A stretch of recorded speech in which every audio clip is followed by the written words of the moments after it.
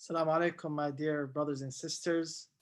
My name is Abathar al-Khadari, and it is a great pleasure to be here with you today for all of our dear brothers and sisters that are tuning in the United States, in the United Kingdom, and elsewhere.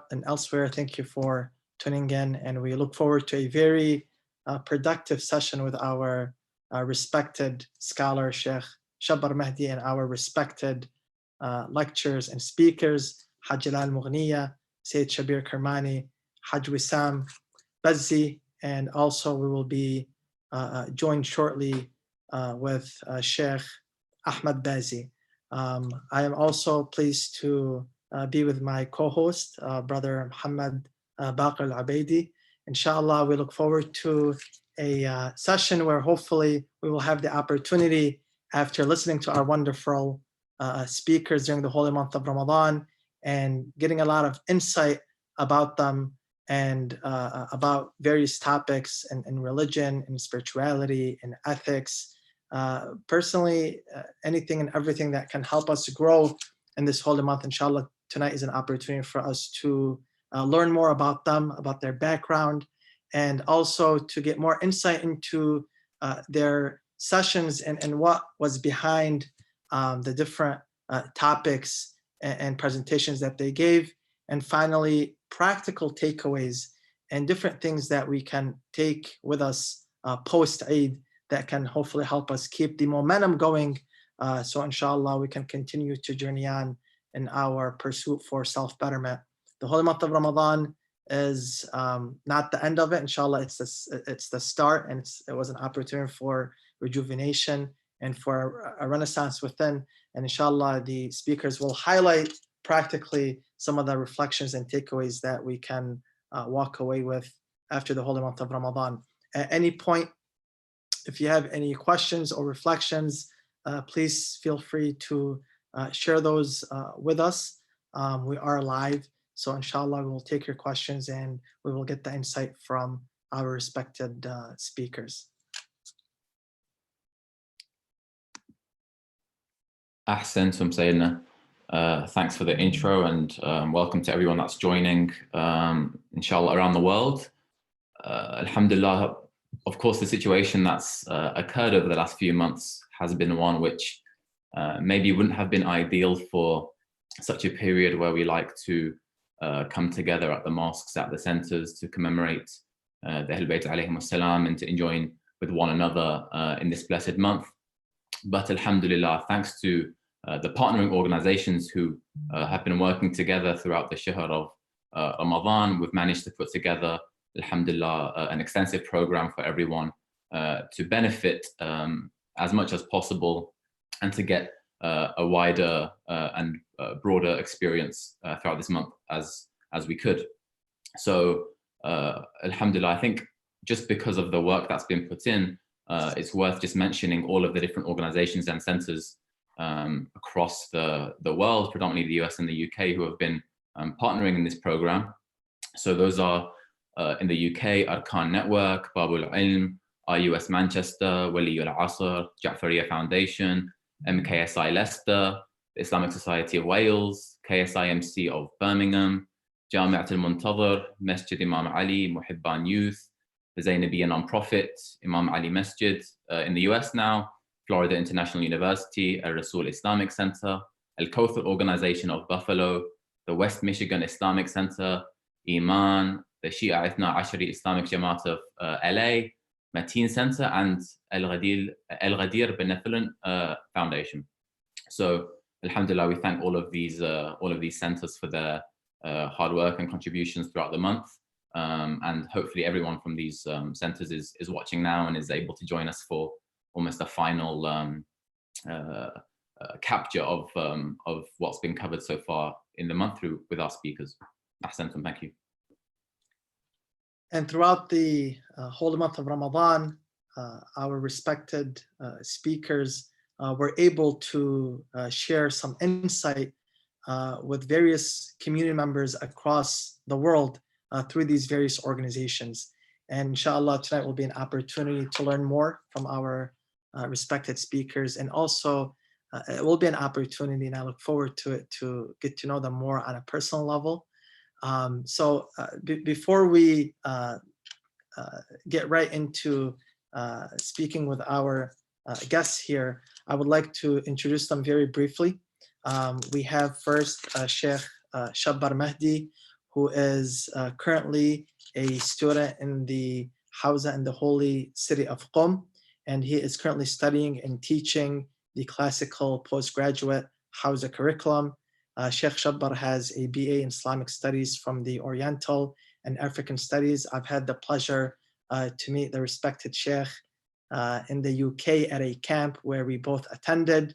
And I'm a big fan of the Sheikh as a student of the Hawza that we can all learn from, and also a very well versed speaker.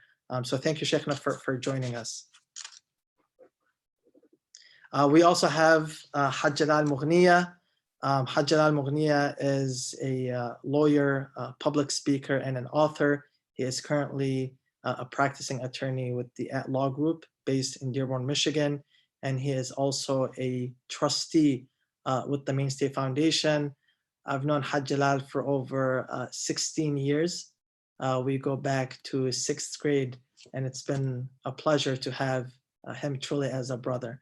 So thank you, Haj Jalal, for joining us as well. Next, we have our dear brother and friend from Canada, Sheikh Ahmed Bazzi. Sheikh Ahmed is a 6th year Hawza student at Imam Hussein Hawza in Windsor, Ontario. He teaches at the foundation and conducts various religious workshops and programming and training for kids, adults, and parents. He has a diploma in mechanical engineering, auto product design, and a diploma in computer aided design and manufacturing. I also had the opportunity to meet the respected Sheikh at Imam Hussein Foundation a few years ago. And through this whole month, I've been benefiting from his lectures as well. Thank you, Sheikhna, for joining us. We also have Haj Wissam Bazzi, a dear brother. Haj Wissam is recognized in the direct sales industry as an elite training expert in coaching leadership management, sales, marketing, and personal development. He works day in and day out with high-level executives in life and business planning, and he is currently completing his graduate studies in psychology. I've known Haj Wissam for over 12 years. We've worked together, we volunteered together, and it has always been a pleasure to know Haj Wissam and to benefit from him as well. Thank you, Haj Wissam, for joining us. And last but not least, we have Sayyid Shabeer Kirmani, who is a poet, a public speaker, and a data scientist. Sayyid Shabeer is currently pursuing his PhD from UCF. He has traveled the world speaking on various topics in religion and professional development and entrepreneurship. And he is involved with various organizations, including the Mainstay Foundation. Sayyid Shabeer, a dear brother who I've known for years and benefited from, thank you for joining us as well. So inshallah, we'll get right into it. And Brother Muhammad, take the lead. Ahsantum Sayyidina, thank you for the rundown of that. I think in addition to what the Sayyid has now mentioned in terms of just giving us a brief background and understanding about our respected speakers and scholars here with us today, we thought that, of course, the viewers have been watching us, and everyone and the brothers and sisters have been, listening to you for the last sort of 4 weeks or a month, and they've been gaining all this information. But maybe it would be useful to try and get a bit of an understanding as to, from yourselves, how is it that you came across, your certain expertise that you speak about, or the topics that you covered? Because obviously, as was mentioned by Sayyid Abathar just now, each one of our respective speakers has a different approach or a different angle they're approaching things from, whether it's from the respected sheikhs who obviously are attending Hawza, whether it's Haj Wissam, who's got his experience in business and in industry, or whether it's Sayyid Shabeer doing his studies currently, or Haj Jalal, who's practicing law, everyone has their own angle and take on things, but maybe it'd be good to know, how is it that you selected the path that you went down and that you're currently working in, and how did that come to be? And of course, anyone can chip in, but maybe Sheikh Shabbar, if we can start with you and you just give us an update or a brief overview of that. Bismillah ar-Rahman ar-Rahim. Assalamu alaikum to all of the brothers and sisters, inshallah, that are watching our discussion. You said brief overview, but I think that question we could take the whole of our discussion to speak about. And I think everyone has their own story. Everyone has their own reason why they got into looking at lecturing Islam, lecturing religion in general. And obviously the first hadith or thing that comes to my mind is the hadith where the Imam alayhi wasalam says, إِذَا أَرَادَ اللَّهُ بِعَبْدِهِ خَيْرًا. We have a number of these type of riwayat. What does Allah subhanahu wa ta'ala do when he loves his servants? And one of the things that Allah subhanahu wa ta'ala does when he loves his servants,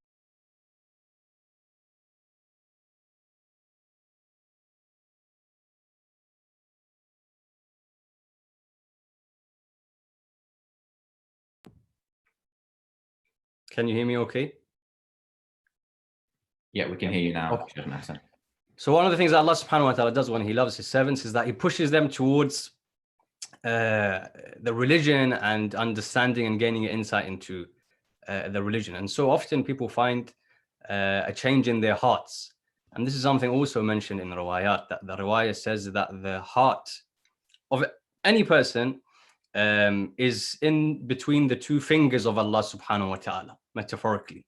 Because when something is in your two fingers, you can change it whichever way you wish to. And so Allah subhanahu wa ta'ala, I think for all of us, pushed our hearts into a certain direction and gave us certain interest and made us want to serve his religion. So mine is very similar. When I was coming from a background of my father being a scholar, so naturally the environment was one of Hawza and Islamic education and this and that.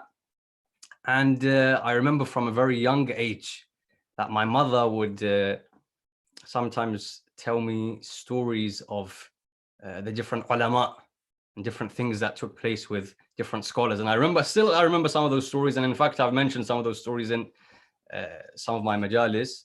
And that, of course, increased my interest into Islamic sciences and seeing the work of my father and other scholars. And then I remember, and I often give credit to Sayyid al-Shuhada, salawatullahi wa salamuhu alayhi, that I had gone to ziyarah when I was, let's say, 14.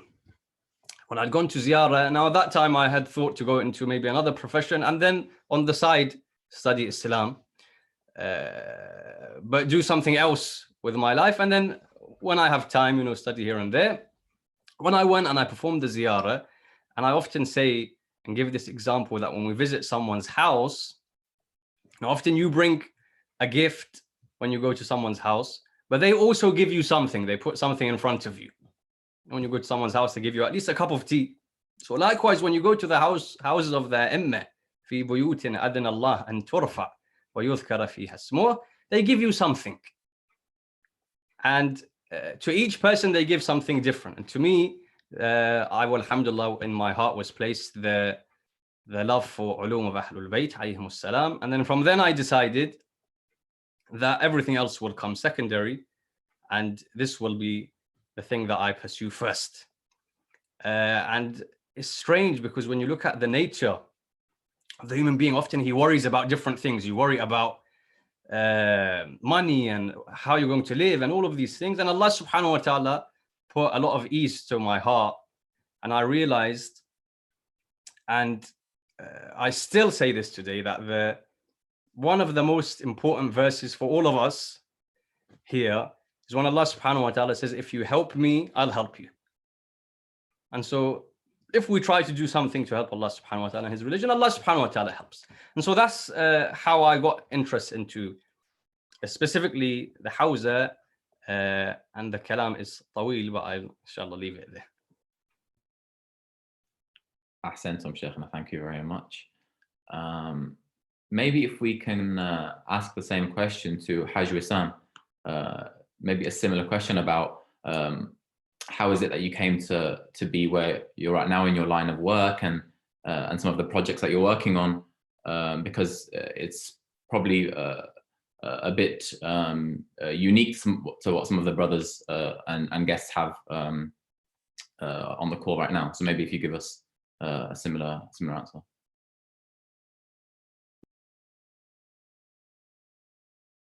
But overall, for me, I'm just, number one, I'm grateful.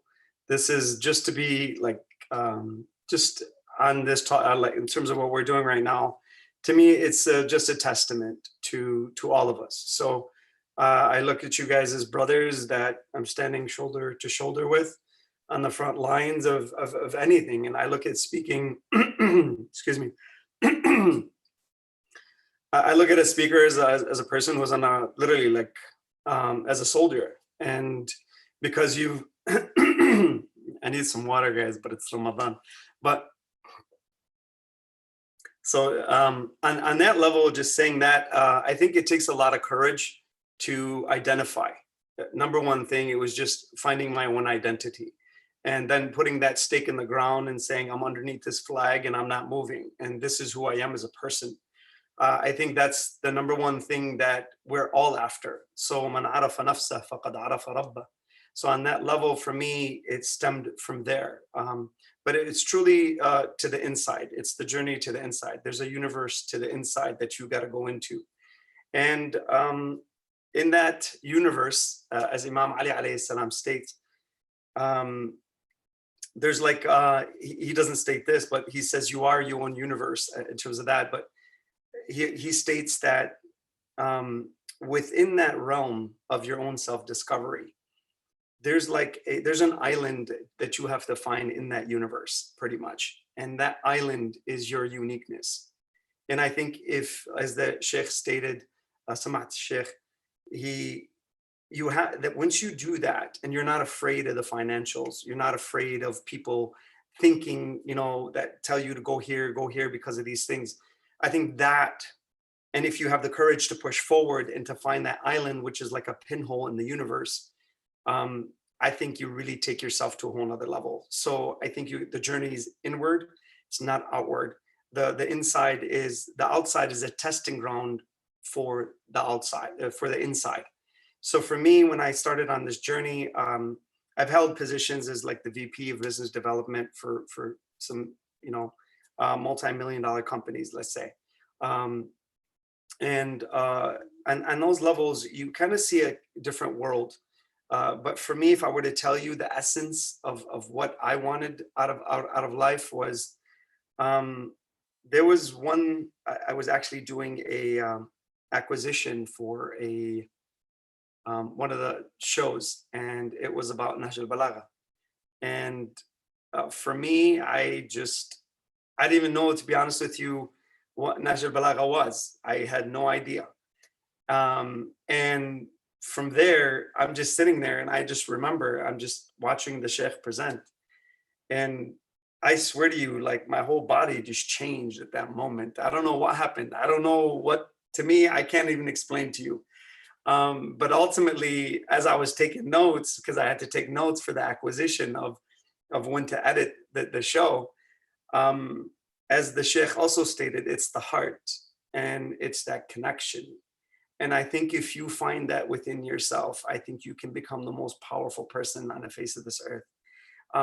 And for me, in those moments, and I think the Sheikh and a lot of the guys here know who I'm talking about, but I thank him and I pray for him all the time, because those moments really changed my life. So it's that connection of the concept of Nahj al-Balagha, but it's also that connection to the heart.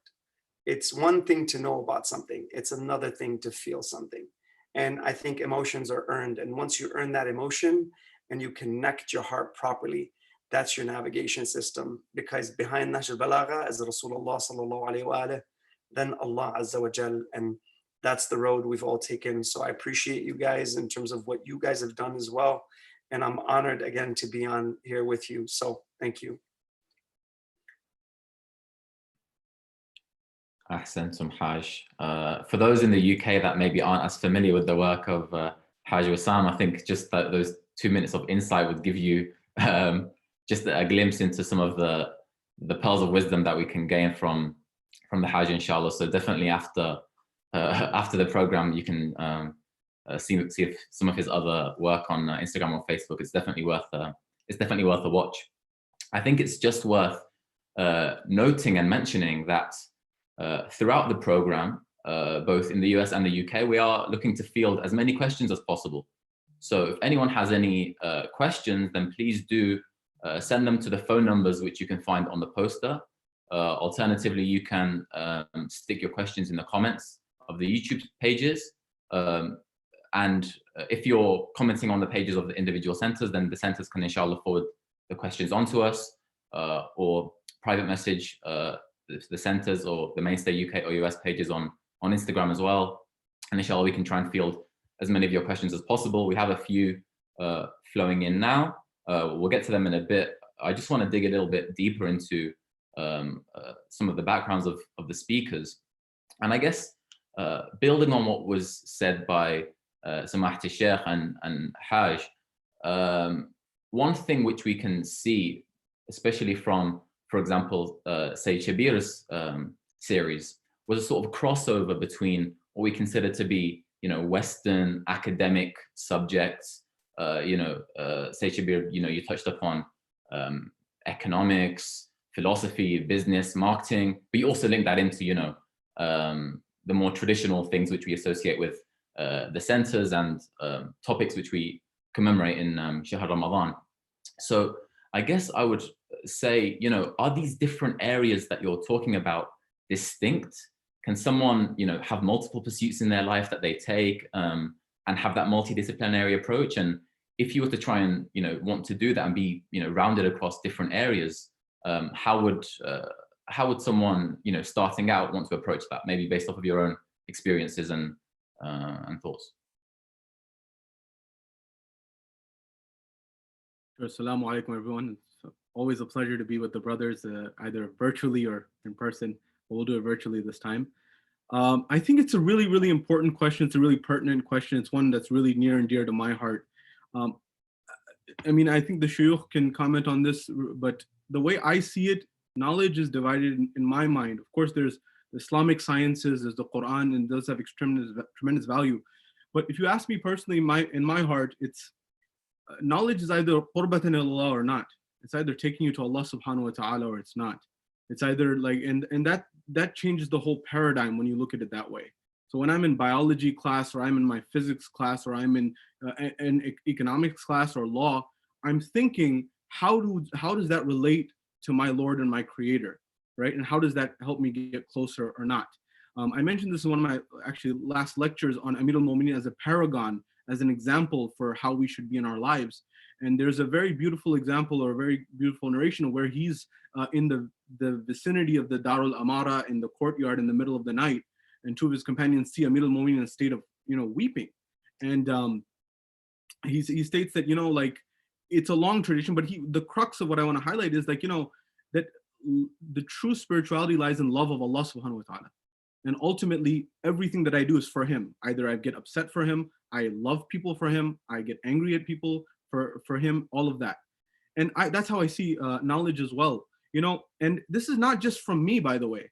If you look at our heritage, you will find scholars who had tremendous accomplishments in the religious dimension and in the what we would now call the secular domains. And I'm thinking of the likes of, for example, Nasiruddin al-Tusi, who would be somebody who was at one side the marja of the time, or a grand scholar, and according to the secular world, he would be one of the greatest mathematicians who made major contributions towards sciences as well. In fact, Copernicus's model of the rotation of heavenly bodies is not complete without what's called the Tusi couple. And that's a mathematical instrument, if we can use that term, that was by this person who was the greatest scholar, one of the greatest scholars for Tashayyu, as well as at the same time, one of the greatest secular mathematicians. But if you asked Nasiruddin al-Tusi if he saw a differentiation or delineation or a separation between his mathematical endeavors and his scientific endeavors and his religious endeavors, I would argue that we'd have to ask him what his view is, but he'd perhaps say that this is my Lord, my creator, who created this world that is so organized, that is so scientific, that is so structured. And so that's really what I believe. I don't believe that there's a separation. I believe that everything, if you make that connection, that same biology cell that you're looking at in your bio class, it can take you towards Allah subhanahu wa ta'ala, or it can take you away from Allah subhanahu wa ta'ala, depending on the lens that you use. So I would implore and I'd invite our audience to look at life that way, to try to make connections to the creator and the Ahlul Bayt alayhi salam. Ahsan Sayyidina. Sheikh Ahmed, I think in a sense you also have a unique experience that with respect to your Hawza studies, you're basically doing those studies in Canada with the Imam Hussein Foundation now. I've come across different brothers and I've met different brothers that have this passion and this drive to pursue Islamic studies and Hawza studies. And I know some of them that went to the holy city of Najaf, some that went to the holy city of Qom. There are different programs across the globe, including the one in Windsor. If you can just shed some light on, the passion that you had that led you down that path, and particularly your decision in pursuing your studies at the Imam Hussein Foundation in Windsor. أعوذ بالله من الشيطان الرجيم. Assalamu alaikum wa rahmatullahi wa barakatuh, my brothers and sisters. So, as we say in Lebanese dialect, الدنيا الصيام, we're fasting. So I don't necessarily like to speak about myself, but as per your request, my experience with the Hawza, I would say, is quite a different one. Alhamdulillah, my parents are very religious people, and I'm very, very proud to be their son. But I don't necessarily come from a scholarly family. Even the Bazzi family, as big as it is, it's not necessarily known to be a scholarly family. Although, alhamdulillah, there are many people from the family who are very, very, very religious and influential and known, just like Haj Wissam and many people from the family. Although it's not necessarily known to be a scholarly family. So. My journey towards Hawza and where I am today, through the grace of Allah subhanahu wa ta'ala, is a little different. Alhamdulillah, throughout my years, my parents would put us in Arabic schools, and we would go to the Saturday schools and be just like all of the regular children, until I had the honor of coming to the Saturday school of Imam Hussein Foundation. And in that class, I remember we were sitting, and I think it was one of our first classes, and they sat us down and they were teaching us Surah Al-Fatiha. And mind you, I was 13 or 14 at the time. So I was like, these guys don't know what they're dealing with. I already know Surah Al-Fatiha, I'm good. So they were talking and sort of explaining to us Makharij al-Huruf and how to say it correctly. And I noticed that I was actually reciting Surah Al-Fatiha incorrectly. So I fixed the mistake and I began to recite Surah Al-Fatiha correctly, and I would just look out for that mistake. And then I found myself looking out for the entire salat, and I found myself now praying with a little bit more meaning, and I was sort of thinking about what was being said.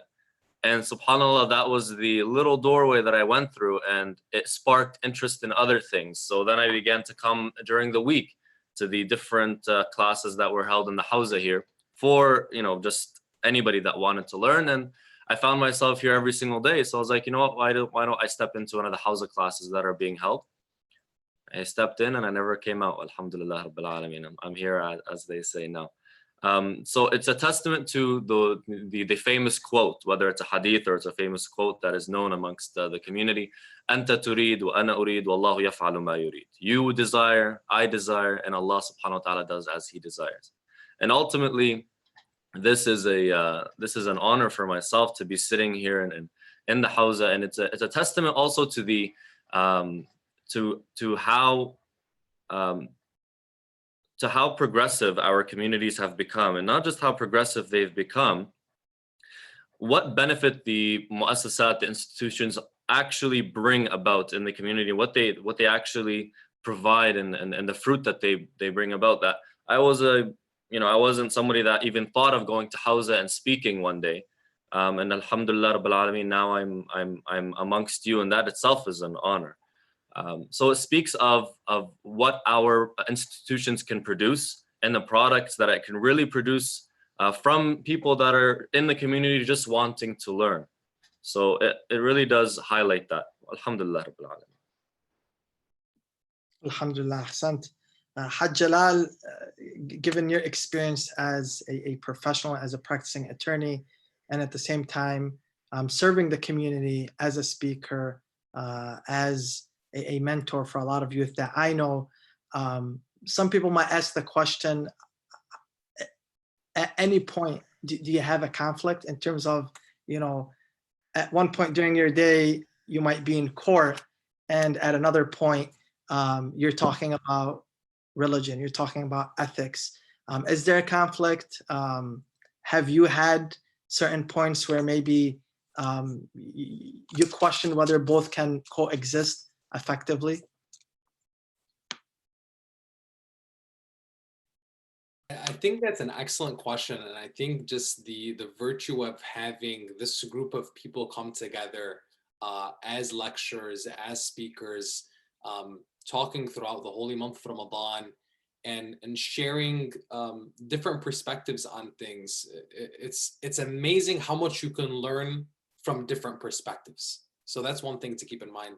From my own personal experience, and say that Abathar, you can speak to this as well, given that you're in similar shoes. I actually find this to be one of the best setups for us to practically implement our faith and show how things really come into practice.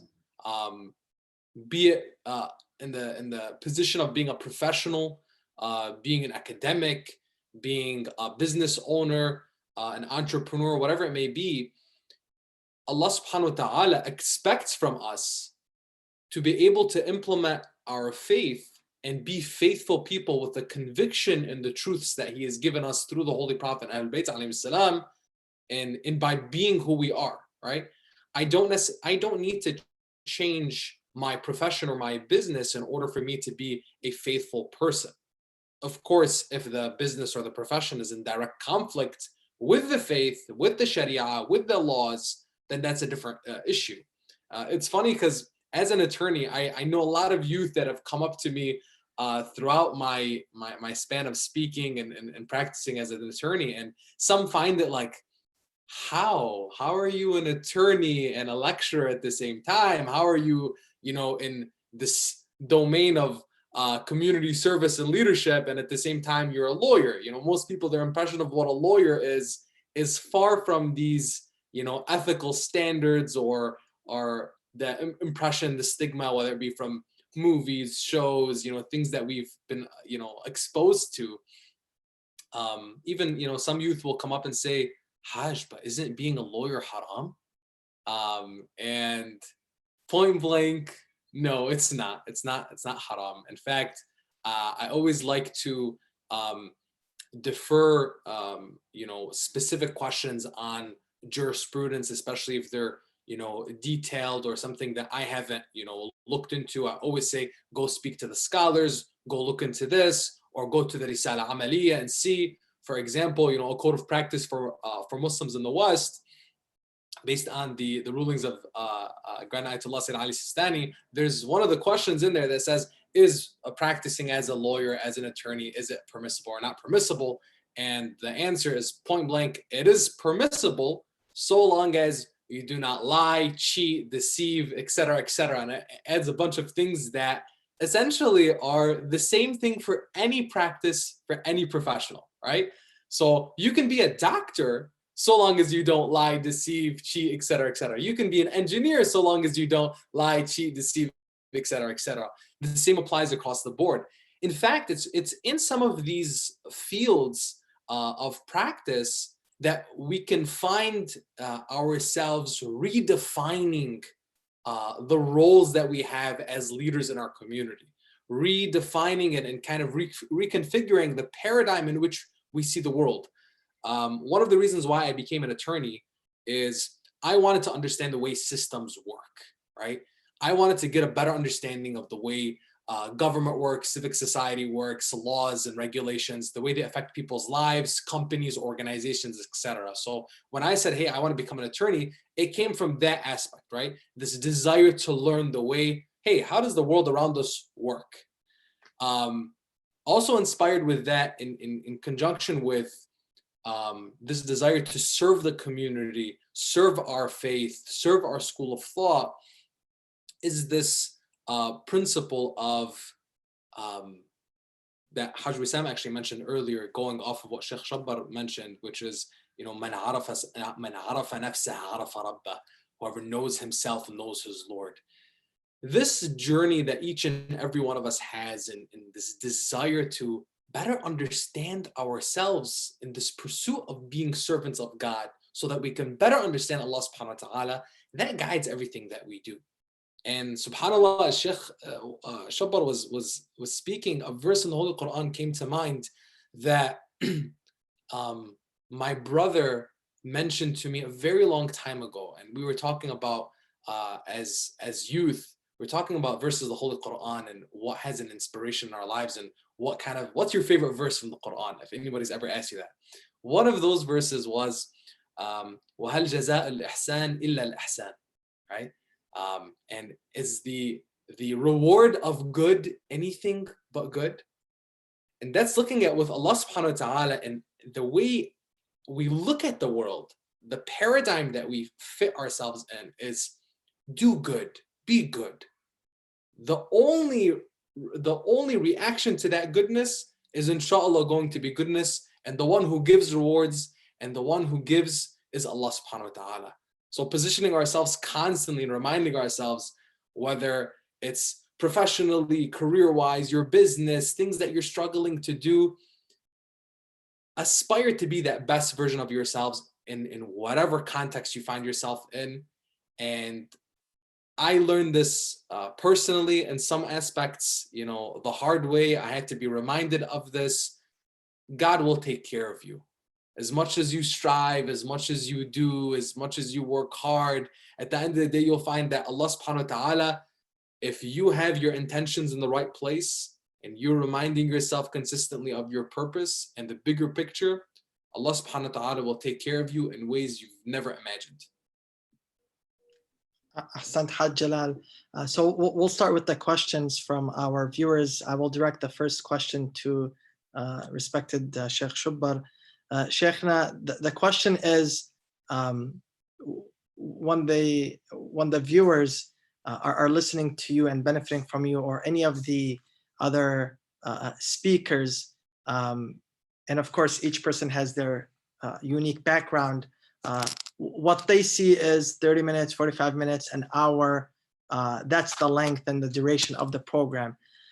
However, what they're wondering about is what goes into preparing for that half hour, 45 minutes, hour presentation. What's the behind the scenes work that is needed to produce that presentation? Bismillah ar-Rahman ar-Rahim. One quick addition to what all the brothers were saying, which I remembered when we saw all these different perspectives through which we look at, the life of the Prophet of Islam and Ahlul Bayt, is I remember Sheikh Wahid Behbahani was the great Usuli scholar just before Sheikh Al-A'zam, Sheikh Ansari. In his book Fawaidul Ha'iriyya, once speaks about a scholar who read the book Kafiyya. Kafiyya is a book on Arabic grammar of Ibn Hajib, but he read it 21 times. And he says every time that he read that book, he took away something different from it. And every time that he read that book, he understood it in a different way. Why? Because every time you read something, you look at something, your perspective often changes based on where you are in life and what experiences you have. And that's similar to what we're having now, that everyone has their own different experience. Everyone brings their own background and expertise to present something in front of other people to benefit from. When it comes to preparation, Shahr Ramadan is obviously more difficult because in the state of Siyam, a person has to make sure they don't attribute anything to the Prophet of Islam and Allah subhanahu wa ta'ala and Ahlul Bayt. That is not correct. So you have to kind of be 100% sure that what you're saying is correct and authentic. Not that it isn't anyway, but I'm saying that even more we have to be careful. And of course it takes time.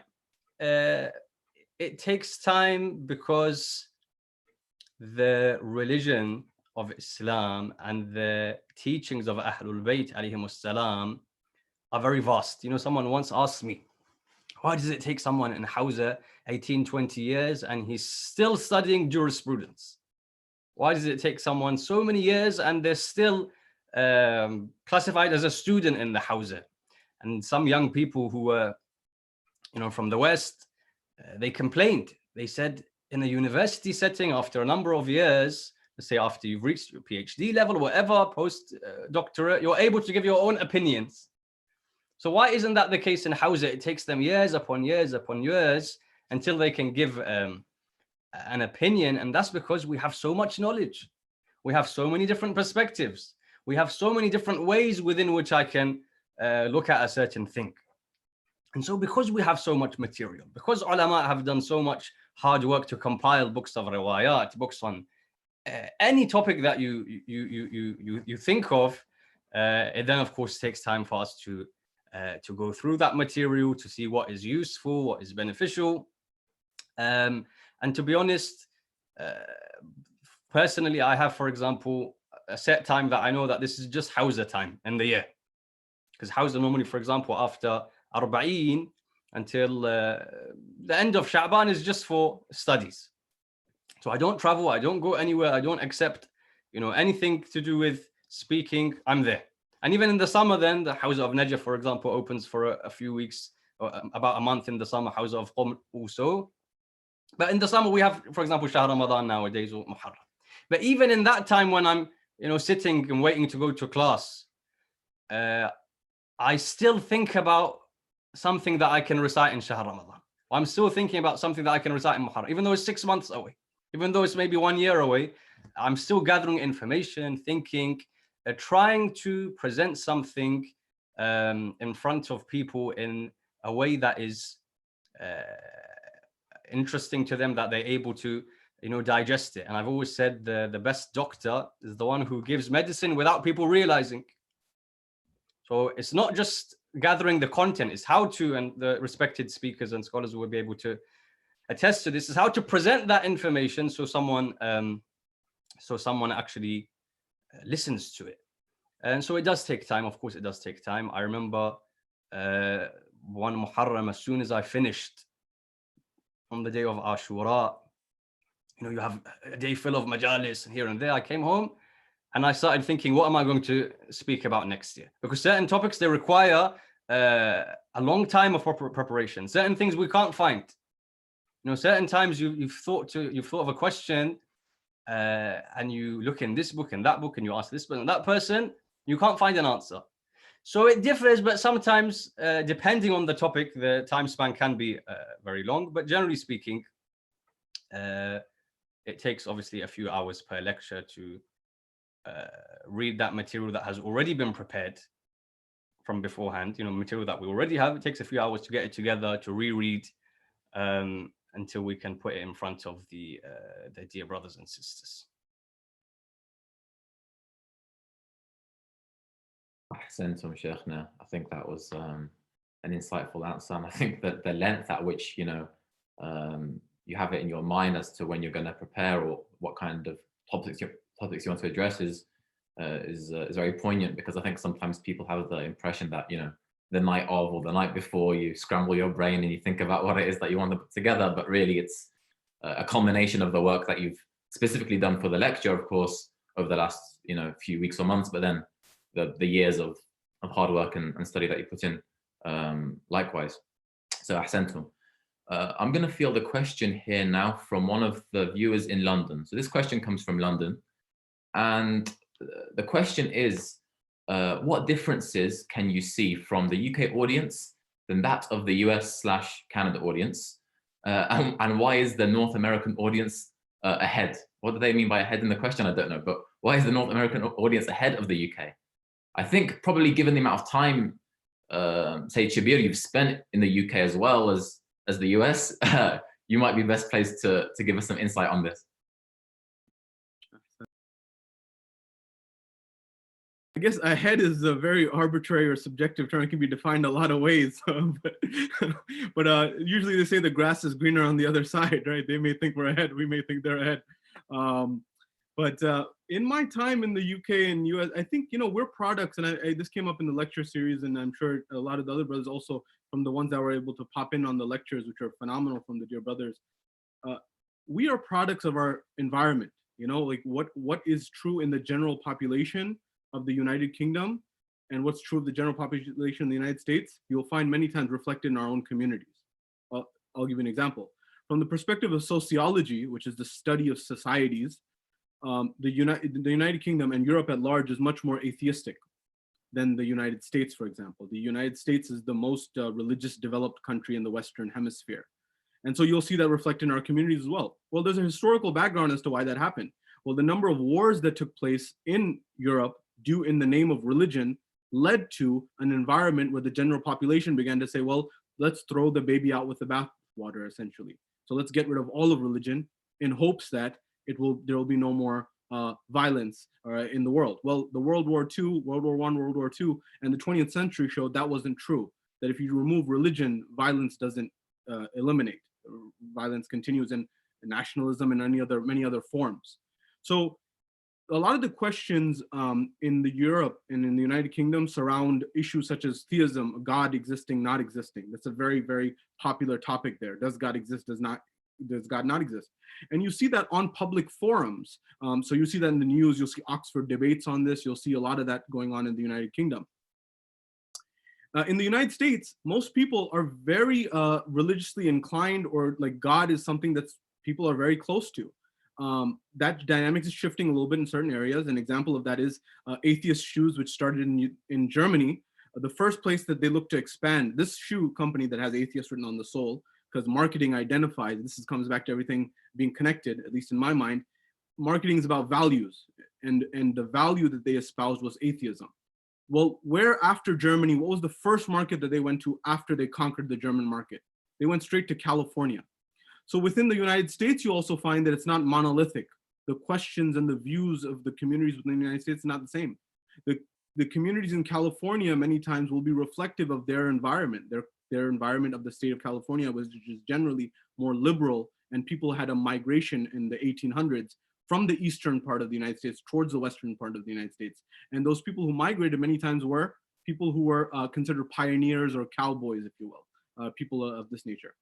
All of this summarizes to the issues in the United Kingdom are many times reflective of the general community that is there. So atheism, agnosticism, or theism is a big issue.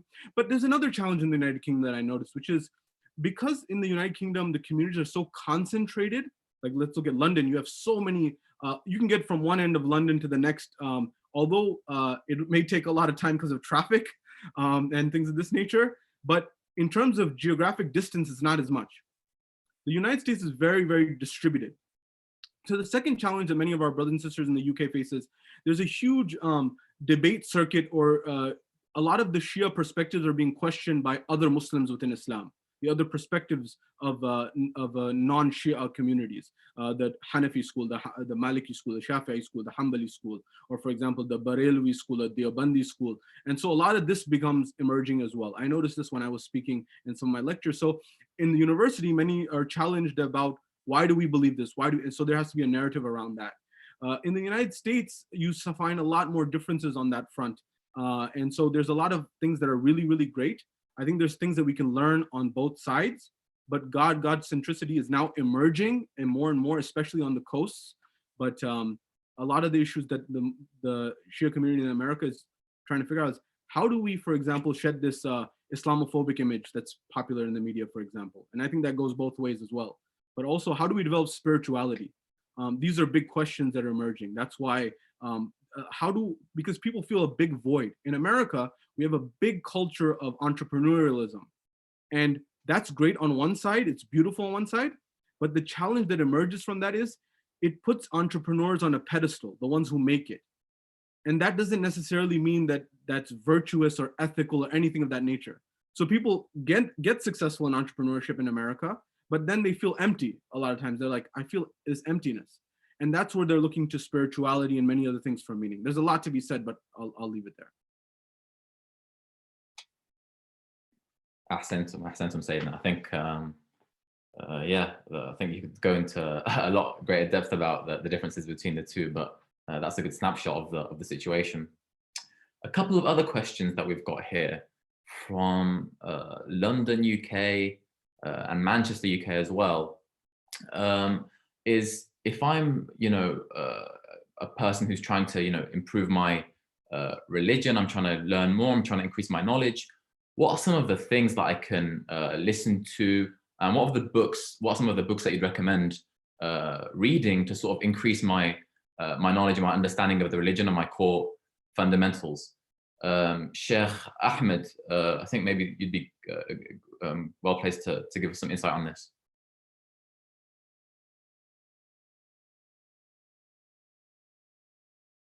Thank you, Jazakallah khair. In terms of the reading material and material to sort of broaden your horizons within the Islamic scope, just like anything in religion, anything can be classified as either mustahab, wajib, makruh, mubah, haram, right?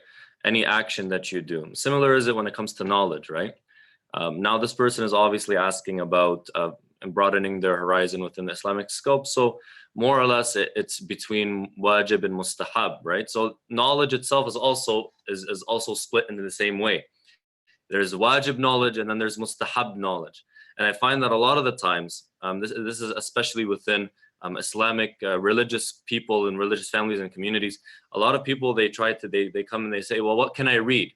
What can I read to gain more knowledge and to learn more, et cetera, et cetera, et cetera. And a lot of us, or a lot of the people that are asking rather, they are expecting, for example, this book about aqaid, or this book about some sort of some topic that many people don't know about, or this book of hadith or that. They're expecting something that they themselves don't already know. But usually when somebody asks me that, I say, well, have you picked up your code, the Islamic code of Muslims in the West? Have you picked up your marja''s handbook, your fiqh handbook? Have you picked up, for example, Aqaid al-Imamiyya, which is a basic book about the basic aqaid of the Shi'as? Do you know your wajib knowledge first before asking about the mustahab knowledge, in a sense? So the first thing that I would recommend is reading up on the wajib. So the wajib fiqh and the wajib aqaid. Picking up your marja''s handbook, picking up your marja''s fiqh book, and also picking up a book on aqaid. A good book is Aqaid al-Imamiyya, for example, which is one that we study very, very thoroughly in the Hawza. The problem with me is I don't read a lot of English books. My books are more centered around Arabic books. So another good book is Bidayat al-Ma'rifah, which is a very, very good book in basic aqaid, basic beliefs. It goes a little bit more into depth than Aqaid al-Imamiyya, but it's a very good book, especially with the fact that it looks at modern takes and modern theories and either accepts them or refutes them. And the method by which the author presents is very academic, but also simplified. Another book is Bab al-Hadi Ashar, and these books that I'm speaking about are ones that we study in the Hawza. Obviously, we expand on them much, much more, but some of them were actually made as just reading material for the public. Sheikh al-Muzaffar, when he wrote Aqaid al-Imamiyya, he wrote it for people in just the layman's person, as they say, or Bab al-Hadi Ashar is part of a huge encyclopedia of books, or like about 12 volumes, I think. And that one, small book, Bab al-Hadi Ashar, the 12th door of the volume of books, is about aqaid, and it's meant for just the normal person, right? So for the brothers and sisters that want to pick up reading material, I ask you, and I advise, and I'm nobody to advise, But pick up the fundamentals. Look at the fundamentals. Go back to the fundamentals. Even if you feel that you understand the fundamentals, read them again, and you will honestly derive something that you did not derive and benefit in a way that you didn't benefit before. Just as Sheikh Shabbar Mehdi said, where some of our ulama studied different subjects 6, 7, 10 times over. It said Sayyid Sharafuddin studied the book of eloquence more than 8 times, if not 18 times, right? And he always benefited something else. Go back to the fundamentals, my brothers and sisters, even if you feel like you know them. Go back to the fundamentals, read the fundamentals, be grounded in the fundamentals, and you know, you would have for sure, at the very least, done your wajib, but then you can move on to the mustahab and expand yourself in terms of mustahab books as well, or knowledge rather. Ahsan Sheikhna.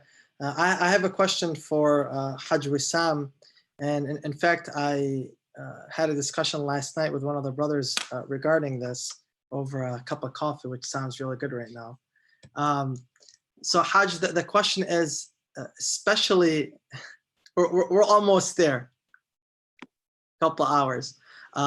The question, Hajj, is especially after Laylatul Qadr, which is the peak of Shahr Ramadan, how can we maintain our spirituality? How can we maintain that momentum that we have? How can we sustain it such that it doesn't just fade away after a few days, after the holy month of Ramadan, after, you know, having that high when it comes to spirituality and being very conscious of our relationship with Allah subhanahu wa ta'ala, for all of that to just fade away, and for us to basically have to wait until the next Shahr Ramadan. How can we sustain that from a psychological standpoint, so that truly we can carry on with that and benefit from that, and truly have it drive our actions throughout the year?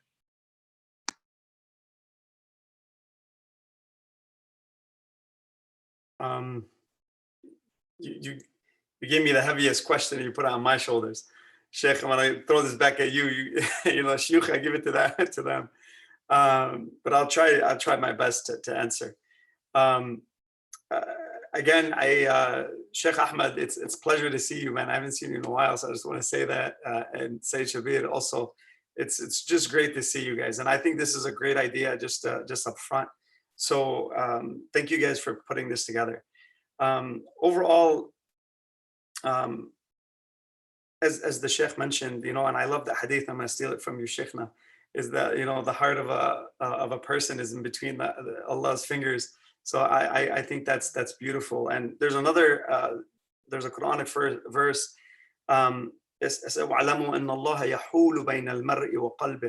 so on that level, just, it's really, what do you want to attach your heart to at the end of the day? So emotions play a vital role, which is pretty much your limbic system inside your whole body. So, and that's controlled by your hypothalamus, that controls your pituitary gland, and that releases, you know, certain hormones within your system. So on that level, what engages those things, there's actually studies that are happening right now. It's called epigenetics, and it's actually your environments are actually expressing certain genes, the environment even you're in. So it's connected. So two things, your environment and your genetic code, and your genes can actually be triggered. They can actually be triggered by your environmental stimuli. It's amazing what's happening. This has been around since about 2012 now.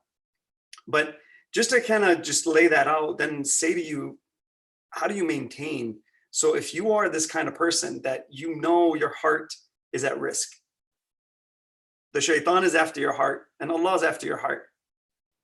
At the end of the day, it's going to go one way or another. So if you attach it to Allah loves, inna Allah yuhibbul muhsinin, and if you despise what Allah doesn't want in terms of these kinds of things, then you've gained control over your own heart.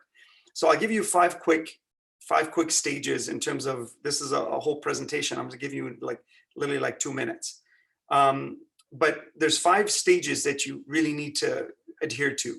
And the first one is al-muraqaba, in terms of our scholars and what they say. The first step is al-muraqaba, having that sense of just that third eye, looking at yourself, always, and creating a schedule. Let's say finding your triggers. And there's a great book on that, The Power of Habit. If you read that one, that will give you a really good understanding on that book. So the brother who's asking for books, or the sister, I don't know what the gender base is. I might get in trouble right now just for saying gender.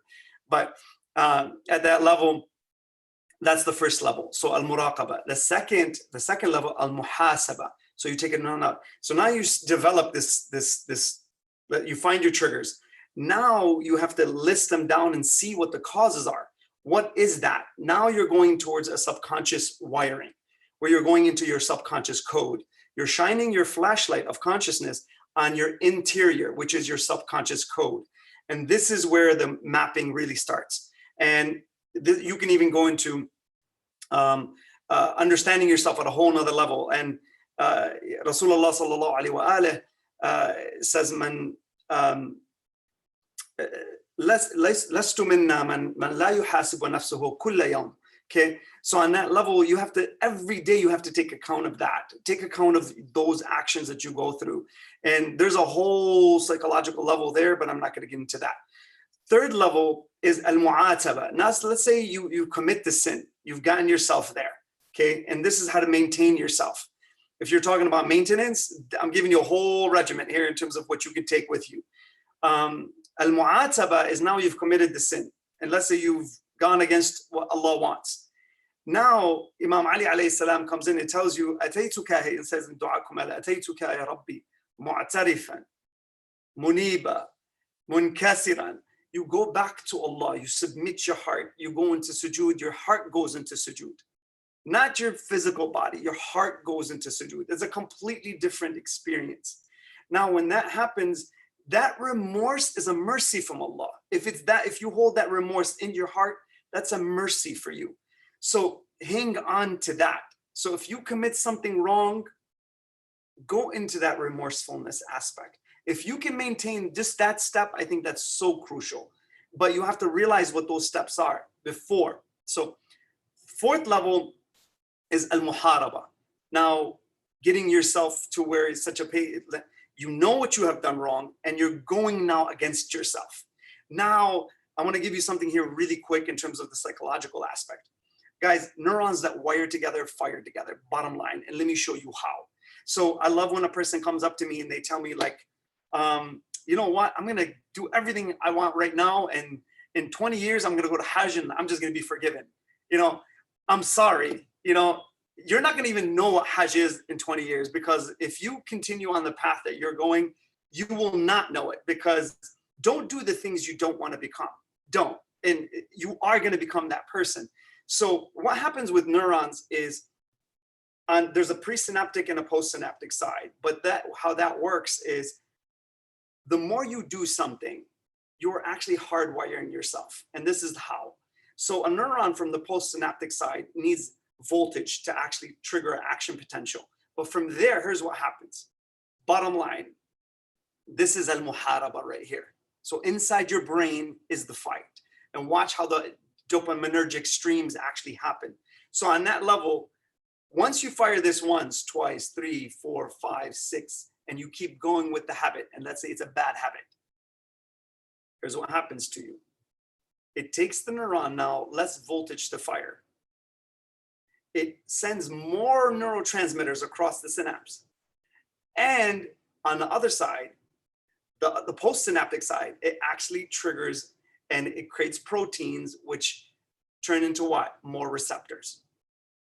So what are you doing to yourself? You're hardwiring yourself. Bottom line.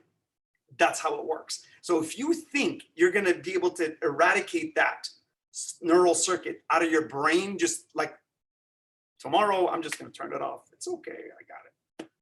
It doesn't work that way. Al-muharaba happens at that level. And I'll give you this. What happens here is so important. If it's time to pray and it's time to eat for salah, it's either break my fast, all of us are going to break our fast. So if it's right here, I'm going to, you know what? I'm really hungry.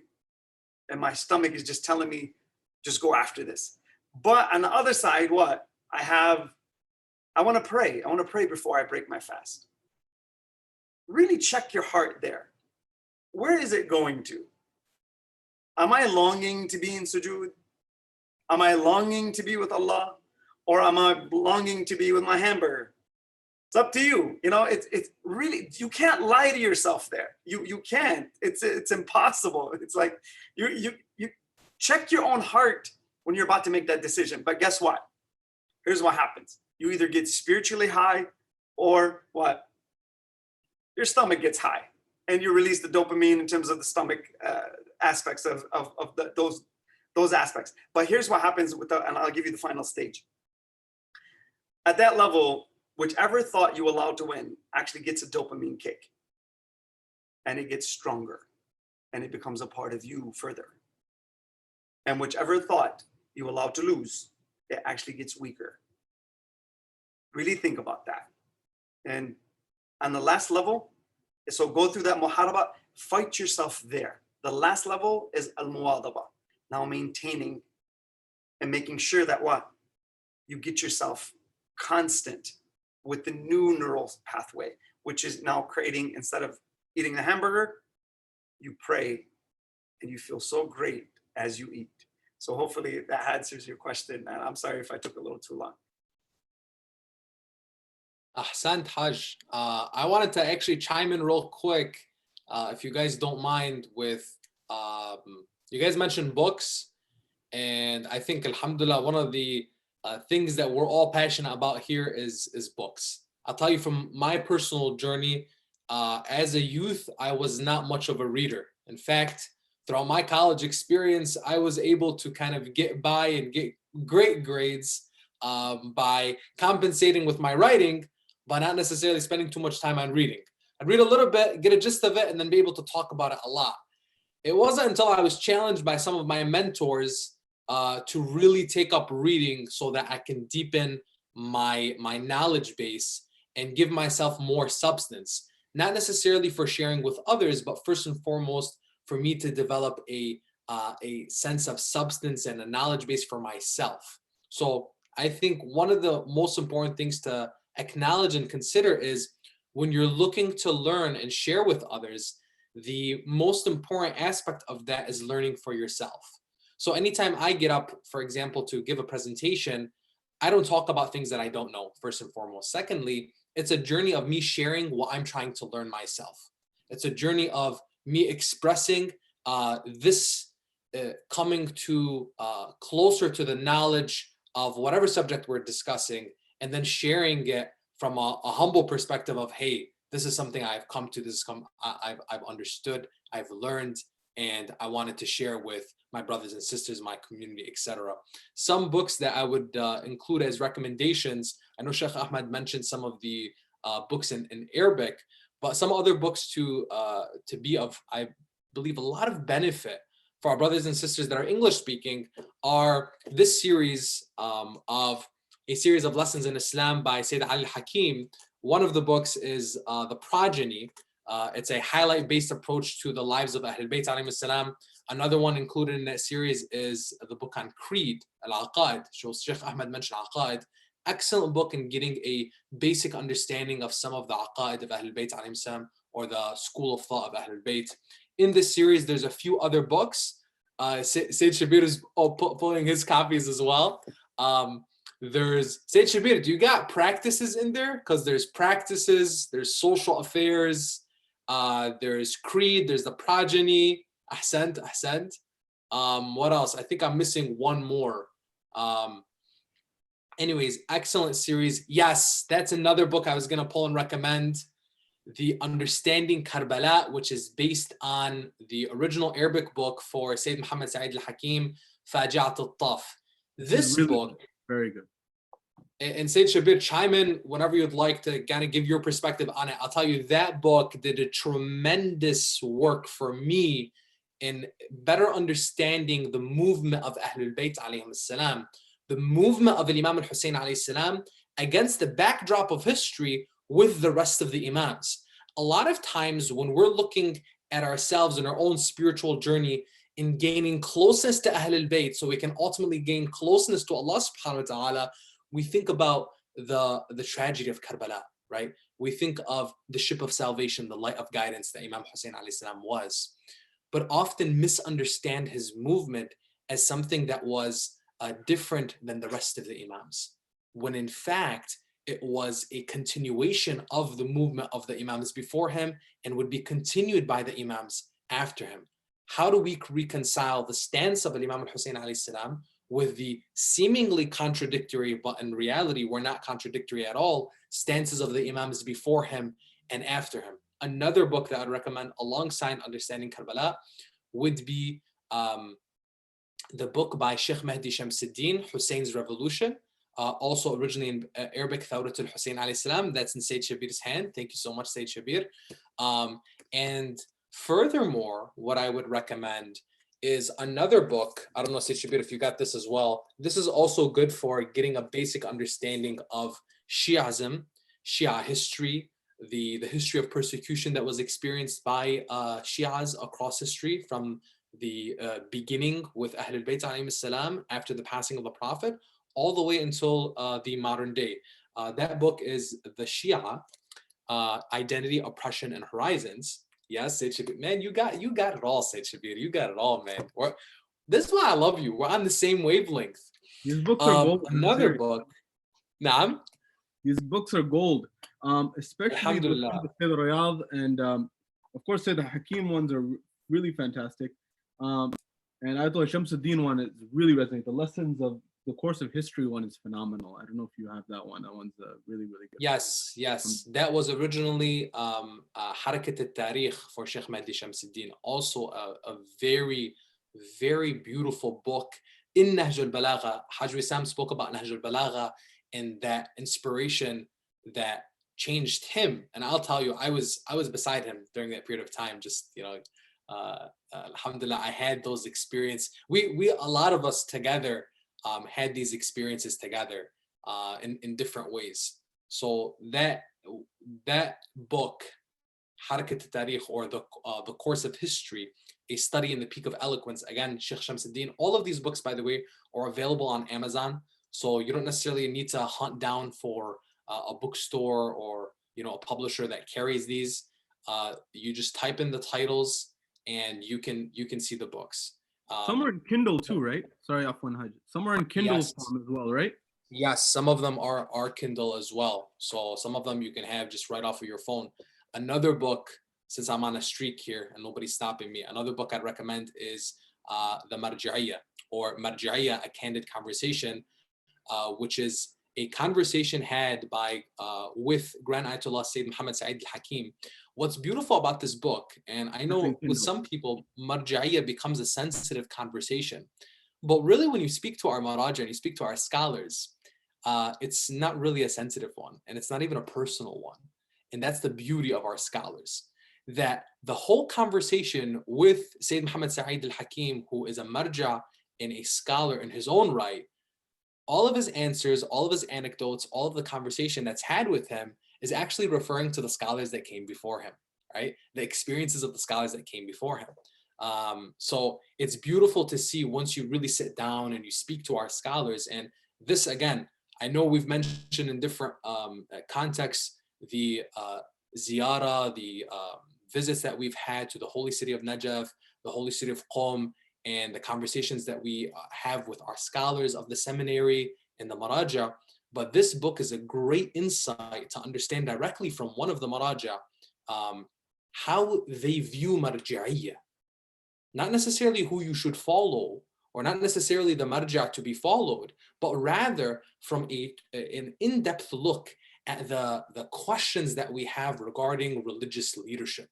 So this is, again, a beautiful book that provides one great insight into getting a better understanding of the system of emulation that we have during the time of occultation.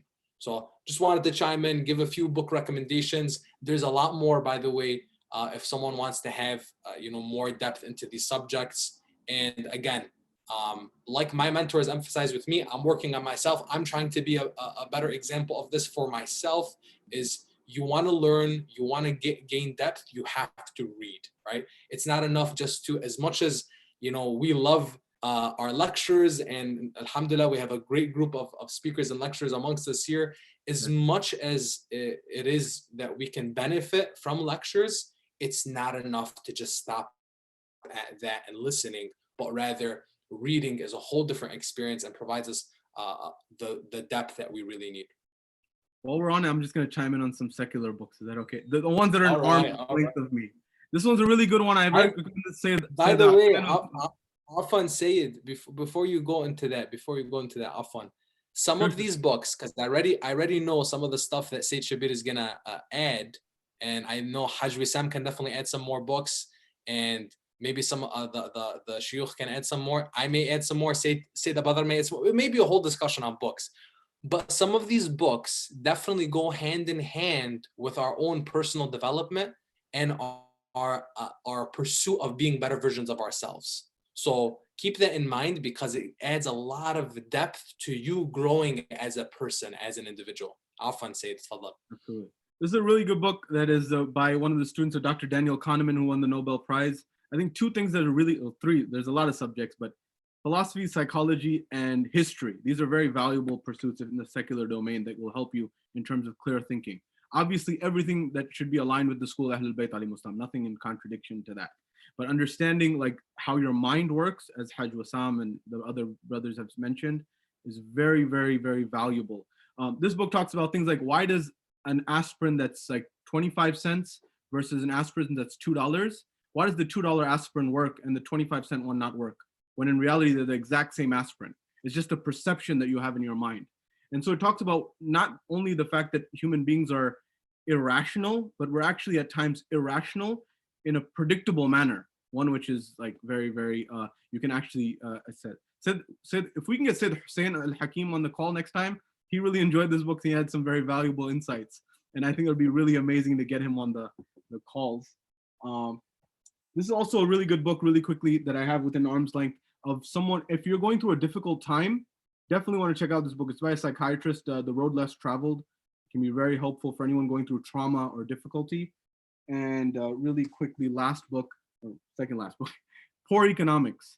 This is really, really important about anyone who's passionate about eradicating poverty, philanthropy, volunteerism. There's a lot of narratives. One of the biggest takeaway from this book, these are two MIT professors who wrote this book. And they said the biggest loss of poverty, the biggest problem that emerges from poverty in our world is lost talent. You could have the next Einstein, you could have the next thinker, you could have the greatest person on the planet who's just living in an environment where they're in poverty, maybe in rural India or rural Africa or rural Middle East, and their potential is never realized. And that's really important to know. It's very important to have intelligent conversations around that. And I think the last one that I have nearby is Developing the Leader Within by John Maxwell. Really great leadership book. But nonetheless, I'll stop that there. Ahsantum. So before we field a few more questions with Brother Muhammad, I want to move to another segment of the program, and this is going to be very fast-paced. I'm going to time you guys. In 60 seconds, would each and every one of you be able to provide us and share with us a major takeaway from your lectures during the Holy Month? What is that one takeaway in 60 seconds that you want us to take from your presentations? And I will start with Sheikh Shabbar. 60 seconds is very little. What I would say is, as my lectures were focused on looking at the ziyarah of Amir al-Mu'mineen alayhi salatu wassalam, ziyarat Aminullah, one thing that definitely can be taken from that is that everything that a person should do is for Allah subhanahu wa ta'ala. Because the reason why Amir al-Mu'mineen became Amir al-Mu'mineen, and the reason why Imam Sajjad became who he was, the zina of the worshippers and the beauty of the worshippers, the reason why they reached that status was because whatever they did solely for Allah subhanahu wa ta'ala. And so sometimes I put a certain amount of money, but I only get a very limited result. Another person puts a lot less money, but gets a much greater result than me. Why? Because that person was more sincere. And so the main thing we see from the lives of Ahlul Bayt, especially from that ziyarah, is whatever they would do, they would never look at pleasing the people of the world, and all they would look at is pleasing Allah subhanahu wa ta'ala in whatever that they perform. Ahsant. Sheikh Ahmed.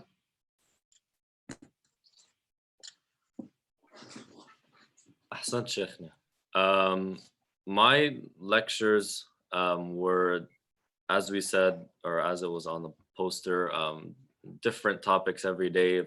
Some of them philosophical, some of them practical, some of them, ideological, aqa'id based. But they were all under the general umbrella of holistic Islam.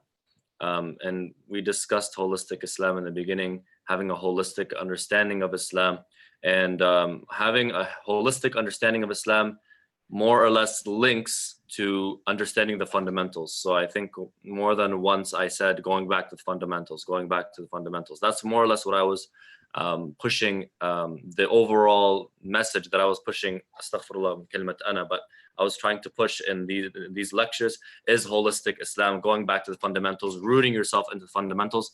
And so if you benefited from the discussions, great. If not, I ask you to go back to the fundamentals, read some books about the fundamentals, fundamental ideas in our religion, and that will make you grounded in the religion itself. And then from there, when you read or hear a lecture about a separate topic, a topic that is not so practical, or a historical topic, or something that is more theoretical in nature, you will be able to benefit from it much, much more. That is the overall message from my series. Alhamdulillah. Sayyid Shabeer. So really quickly, Professor Peter Adamson at King's College at the time, and now he's teaching in Germany. He wrote a book called Philosophy in the Islamic World. And he's gotten invited to Google and many other very, very renowned institutions in the world. And they're always astonished that Islam and philosophy are used in the same sentence. And the reason he says is because the post 9/11 world, people have been shown an image of Islam where they don't think of philosophy or logic or intellectualism or anything, and they don't associate that with Islam. So the essence is Islam has a very rich tradition of philosophy, and Islam has a very rich tradition of ethics and a very rich tradition of spirituality. Our conversation was around Islam, philosophy, ethics, and spirituality. And I believe, and I have this thesis, that these tools that come to us from the Ahlul Bayt alayhimus salam in terms of Islamic philosophy, Islamic spirituality, and Islamic ethics, if we understand that first, and we see that in the second half of the lecture series, which was the Amir al-Mu'mineen as an embodiment of Islamic philosophy, an embodiment of ethics, and an embodiment of true Islamic spirituality, if we understand that, I tell you, we can share this with the world. The world needs this. The world is starving for these things. Because the people in the West, in America, in California, are going to Hindu spirituality. They're going to Buddhist spirituality, although they don't adhere to that. And I tell you, with my hand on my heart, I believe that they will benefit tremendously if they know Ali ibn Abi Talib, if they know the teachings of Rasulullah, the true teachings of their spirituality, of their ethics, of their philosophy. So first implement in our lives, and then share with the world to make the world better and show the true face of Islam. Ahsan Sayyid. Haj Wissam. Well, number one for me, I always try to pass off these ideas to anybody who I see, anybody who I mentor, any clients that I have, doesn't matter who. And these three things are sincerity in your heart, the truth on your tongue, and present the truth through wisdom. If you can do that, I guarantee you that there's nothing in this world that can touch you. And if your heart is connected to Allah and you have that sincerity, and that sincerity then manifests on your tongue with the truth, and then from there you can present the truth through wisdom and having that wise aspect to that, I think you'd be a very powerful person. But for me, one of the main things as I was going through this was to try to find an example of that. And there's something that really struck my heart a long time ago, and I'm not giving it just through this Ramadan. But it was Zainab alayhi salam. And it's to really think about when a person is going to walk into a place of just complete, where you have no sovereignty whatsoever, and you have no no aspects of freedom. And then you can walk in with an unbelievable strength. So you walk into a hurricane and you find the eye of the hurricane, and that calmness that sits in your heart. I think that is true character. And I think when you can find it in these kinds of personalities, be it a woman like Zainab alayhi salam, or the father, which is Imam Ali alayhi salam, I think that is character. So for me, it was those moments that really stuck out to me. And so her character and the way she presented herself in the storm of fear, and she had that security and that calmness with the ultimate confidence. So I think that's beautiful. أحسنت حاج. Haj Jalal. Basically, what I tried to drive in my lecture series, which was called The Vision of a Virtuous Community, is that you and I, as followers of Ahlul Bayt, as Shia Muslims, regardless of where we are in the world, one, we're not an anomaly. Two, we exist in the societies that we live in, and we can be productive, contributing, all around amazing citizens in those societies where people look at us and see the best example of what a citizen means in that society. And at the same time, we can practice our faith and be the best practicing followers of Ahlul Bayt and Muslims wherever we exist. The understanding of this vision of a virtuous community came from several books, some of the books I actually mentioned, amongst others. And there's a lot of emphasis on understanding our role in our context, understanding that Ahlul Bayt alayhim as-salam were able to adapt to the situations that they were in. They were firm in their identity. They knew who they were.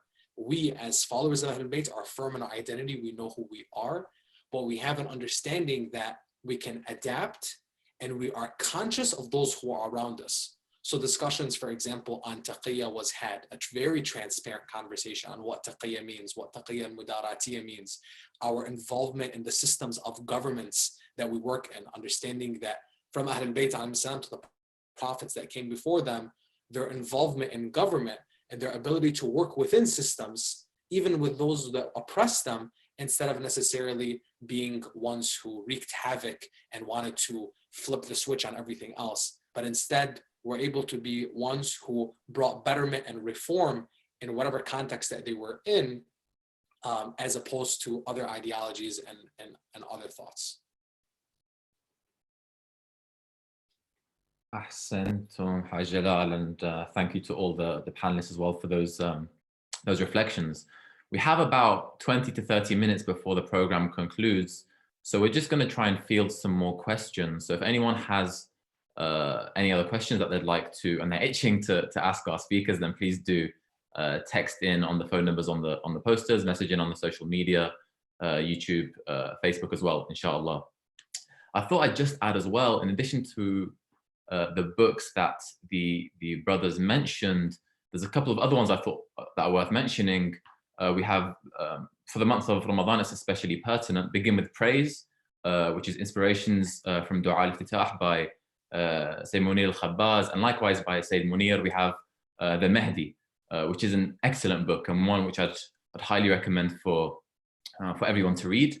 And one final one as well I thought I'd mention is Gods Emissaries by Sheikh Rizwan Arastu as well, an excellent book for those who are wanting to do some extra reading.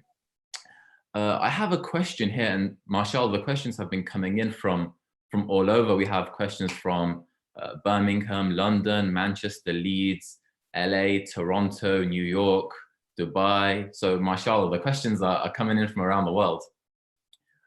This question is directed at Sheikh Shabbar. So Sheikh, this question reads from one of the viewers in Birmingham saying, what advice can you give to us in terms of balancing the pursuit of knowledge with life living in the UK?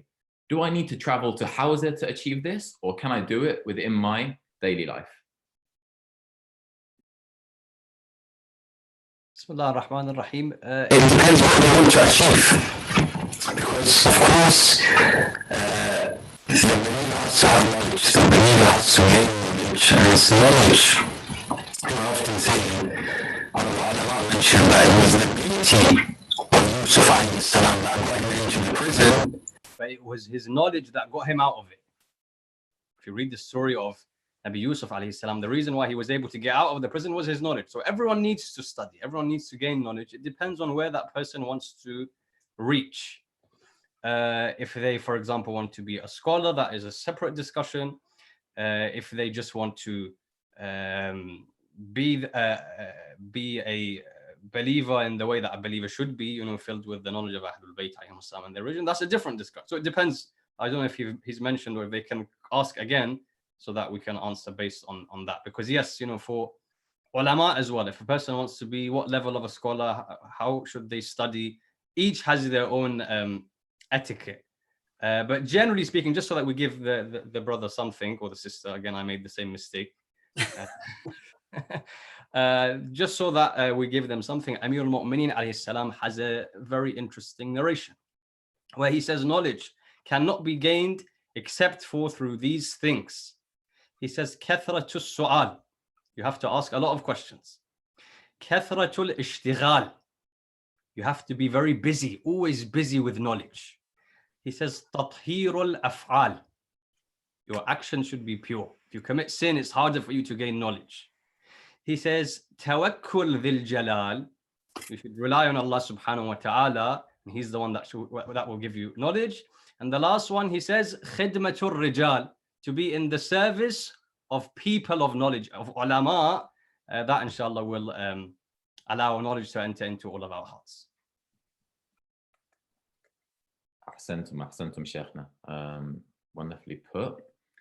We have another question from one of the brothers in London, our dear brother, who some of you may know, brother Muhammad al-Hassan, and he asked a beautiful question.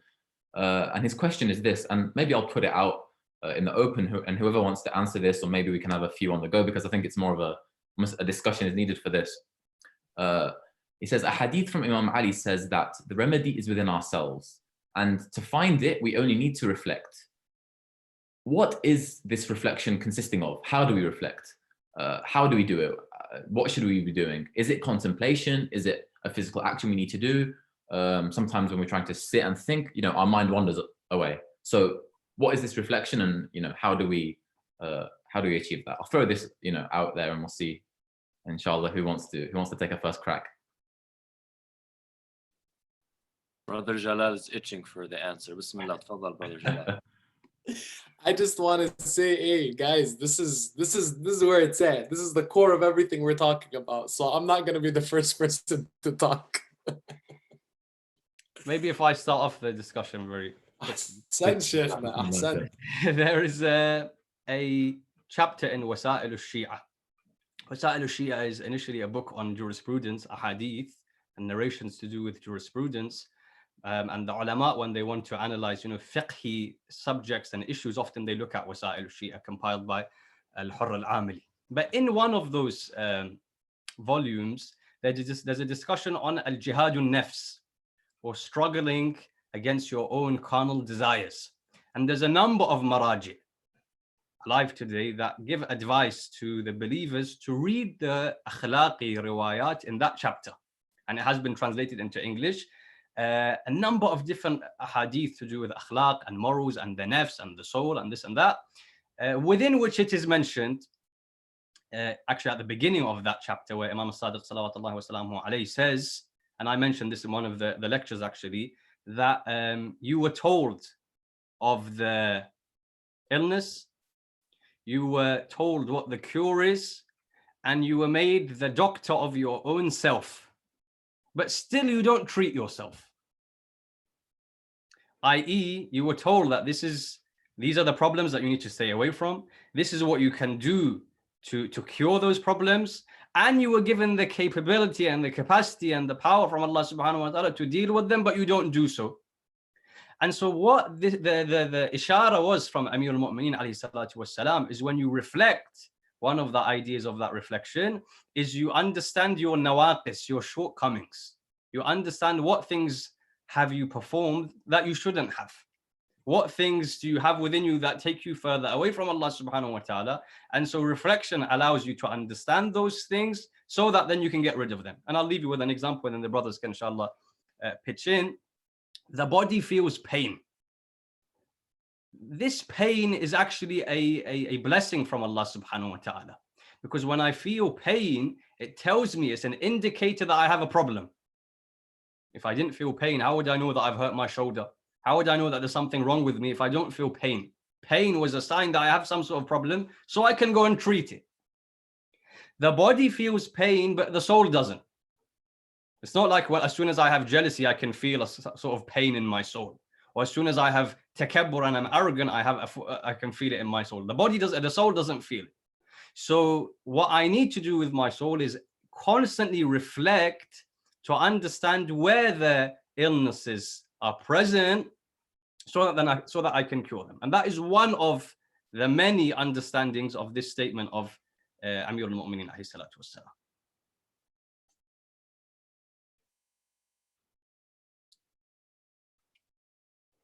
Ahsantum, Sheikhna. Anyone else want to take, maybe Haj Jalal, Haj Wissam, do you want to take a couple, maybe a quick fire go at this answer? Jalal, go do your thing, man. Haj, come on, man. Want to hear something from you, man. Let's do 60. Let's do a 60-second quick fire each, and then inshallah we can benefit from both of you. Ahsantum. You ask you give something about Imam Ali, then you expect it in 60 seconds. Like that's like it doesn't work. So here I'll just give something really small. At the end of the day, وَتَمَنَّوُا الْمَوْتِ إِن كُنْتُمْ صَادِقِينَ. If you long for death, you know, and you have the truth in your heart, death at the end of the day will not even scare you as a person. So if you can get yourself to be that kind of person where you walk into complete uncertainty, complete where Musa's mother, alayhi salam, she lets go of a basket and she pushes a baby away. That connection between her and the baby, there's no other connection between a mother and a child. But how do you do that taslim to Allah? How do you let go and you have no fear? That's the epitome of faith. So when you can get your heart to feel these emotions and to regulate your emotional code there, that's true strength. On that level, what really opens up the doors of reflection is death. That's the ultimate gate, if you really think about that. And death is the ultimate aspect in terms of that. But we also have a lot of problems in life. So what happens, those open up the doors of reflection. But guess what? That door is always open. It's always there. Allah's always got it open for you, but you choose to look away. Because once you go through the funeral, what happens a few days, 3, 5, 10 days later? You begin to what? Start looking away from the door. And you never choose to walk through it. Now, once you choose to walk through it, you know where you're going. You're starting to move away from the outside world and you're going towards where? The inside world. And this forces honesty. You have to be honest with yourself now.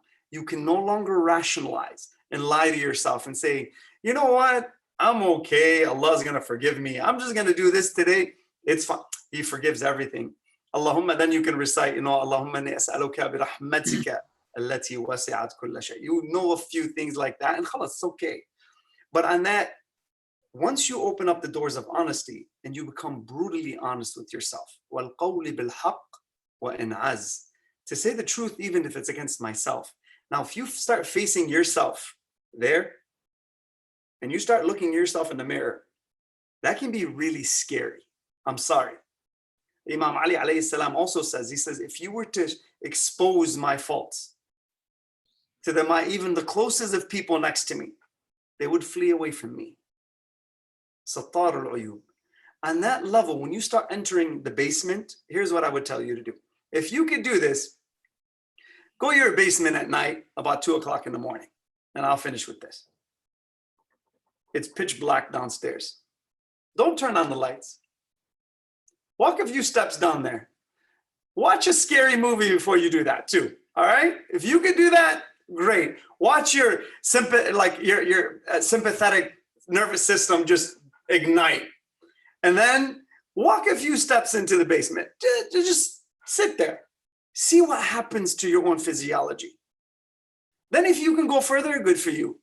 Go down to the bottom of the stairs and just sit there in the silence. وَالضُّحَى وَاللَّيْلِ إِذَا سَجَى. Allah swears by the silence of the night.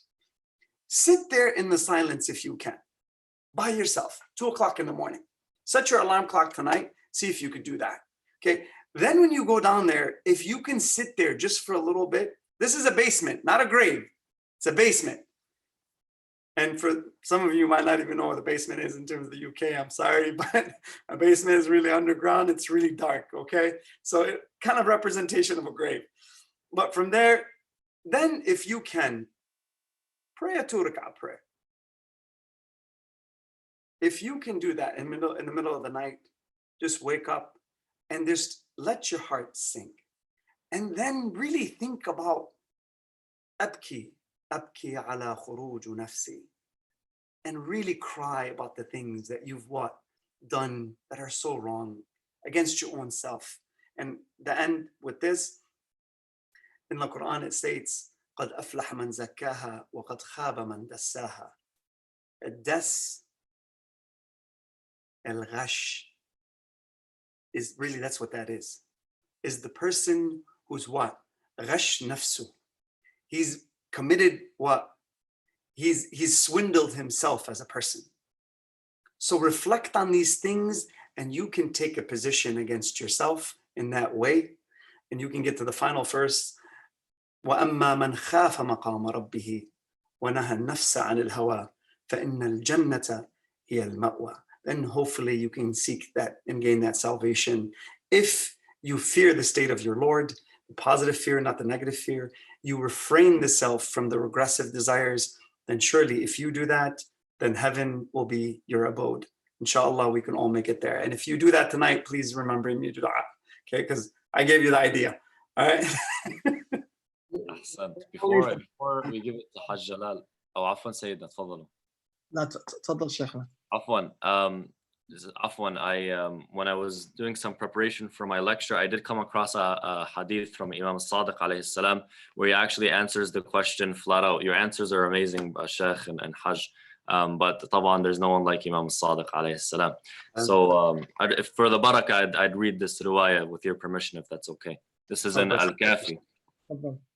عن أبان بن الحسن الصقيل الصقيل قال سألت أبا عبد الله عليه السلام كما يروي الناس أن تفكر ساعة خير من قيام ليلة. The companion, he asks Imam al-Sadiq, he says, they say that thinking for an hour or thinking for some time is better than staying up all night in prayer. قلت كيف يتفكر? How does a person think, or what does he think about? SubhanAllah, the same question this person is asking. قال يمر بالخربة أو بالدار فيقول أين ساكنوك أين بانوك ما بالك لا تتكلمين. It's to go by a ruin, for example. The Imam alayhi salam is essentially giving an example. He said to think and reflect is to walk by a ruin, to walk by a graveyard, مثلا. To walk by an abandoned home, to look at it and say, where are those that built you? Where are those that were living inside of you? Why is it that you're silent? Why don't you respond? To think about death, to think about the past, those that were here before us, what they left for us, and where are they now? The pharaohs of the time and the beggars on the streets, they're all in the same grave. They're all sitting beside each other, laying down and waiting for Allah Ta'ala to pass His decree. So essentially to think about life, but to think about death, to think about existence as a whole, and to think about where you lie in that realm, in that envelope of existence. Ahsan Sheikh Ahmed. So we have 10 minutes and many questions are still coming. And thank you to all of our viewers, our brothers and sisters that are posing these very important questions. We'll try to take a few. We have one for Hajj Jalal. The brother or sister mentioned that in your lectures, you mentioned our narrative. The question is, what is unique about our narrative? In 90 seconds. What is unique about our narrative?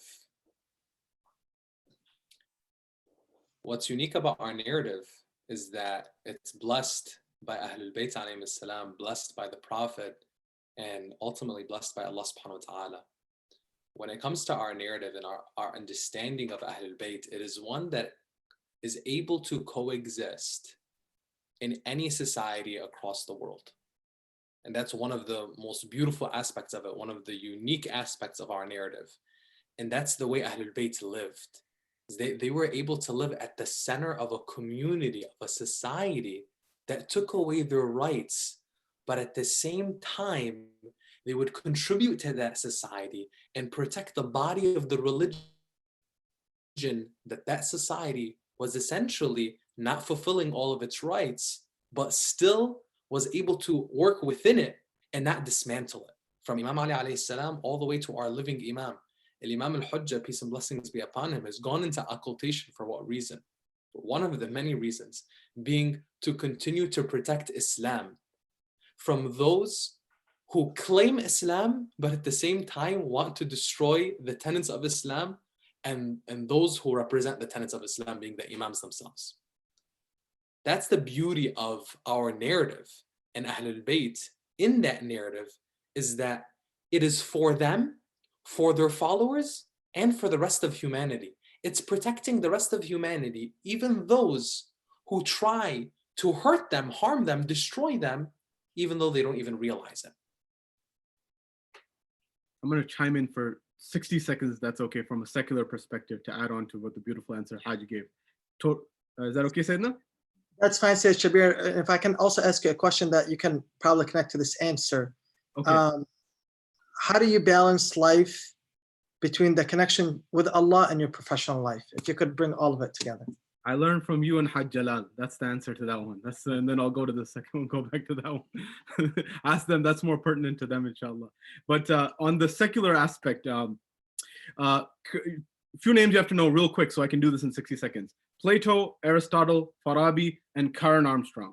Karen Armstrong is an author on various different secular religions. In her book, A History of God, she's an expert in all the Abrahamic faiths as well as all global faiths. So she argues, and she prints this research from Plato. Plato argued he was against democracy. Democracy, he said, is mob rule wherever it is. And the reason is because you have people who are not informed about a particular matter making decisions about it. So if I'm not a doctor, I'm making decisions about medical policy, but that's not my expertise. I'm making decisions about when we should open up society, but I don't know anything about the coronavirus. And he said this happens in so many different examples in society. You ask economists to make a decision on medical policy, it doesn't work, and vice versa, it doesn't work. He said what society needs is an intellectual aristocracy. That means the smartest people are running society. And so he summarizes and says, society will not see peace until all philosophers become kings and all kings become philosophers. This was the view. Aristotle came forward, Arastu in Islamic philosophy known as Muallim al-Awwal, Muallim al-Thani, al-Farabi, who's either Turkish or Persian. There's a debate. I don't want to get into that. He said that if you look at the philosopher king that Plato was talking about, that is none other than in the personality of Rasulullah, the Holy Prophet. That was that philosopher king that Plato was talking about in theory. Karen Armstrong adds on to this, that the question was, why is our narrative unique? She said the only religion on this planet that adheres to a system of philosopher kings from the beginning up until the end of times is Shia Islam, because it believes in a system of 12 philosopher kings after the Holy Prophet of Islam. That means in theory that the philosophers had defined as the best way to run society, Shia Islam, according to Karen Armstrong, who studied all the major religions, she identified that that's the closest thing that we have in theory to the right way to run society. Sayyid Shabeer, I'm going to add just a point real quick to that. That's in theory, 100%. The beauty of our narrative is that even when the theory is not implemented, that our narrative does not destroy the society that we're in, does not dismantle the order that exists within, and is able to adapt and continue to live and coexist, even with those that are actually going against that theory of their position as philosopher kings. If I could say something real quick, just really on that as well, and I'm leaving that side of the screen just for them, but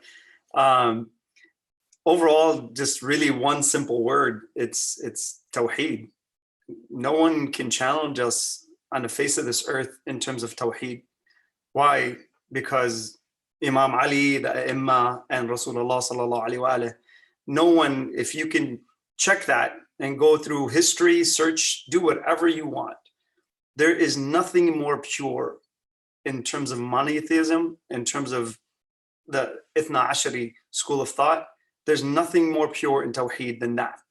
And if you want just something very simple, go to Nahj al-Balagha, just read Imam Ali alayhi salam when he removes actually one of the alphabets in terms of al-alif, and he's talking about Allah. Just that alone is just incredible. So Tawheed is really the center point of everything, and that's what we're all seeking. But at the end of the day, who gives you the best door to understanding that Tawheed?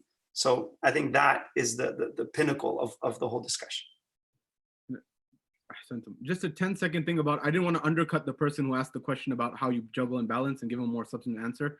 I definitely learned from the brothers, but having passion about what you're doing in serving, that's very valuable. If you look at the lives of the scholars, they dedicated their lives, our maraja, our top scholars, either to scholarship and learning or serving the people through charity and endeavors like that, or just serving people at large.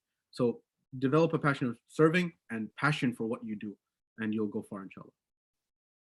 Ahsan, Sayyidina, thank you very much. Might have time for one or two more. We have a question now which has come in from Manchester, United Kingdom. The question is, how do you ensure that your speech is fluent and that you don't stop or stutter mid-sentence? And what are some general tips for good oratory skills when giving lectures and being fluent in your speech?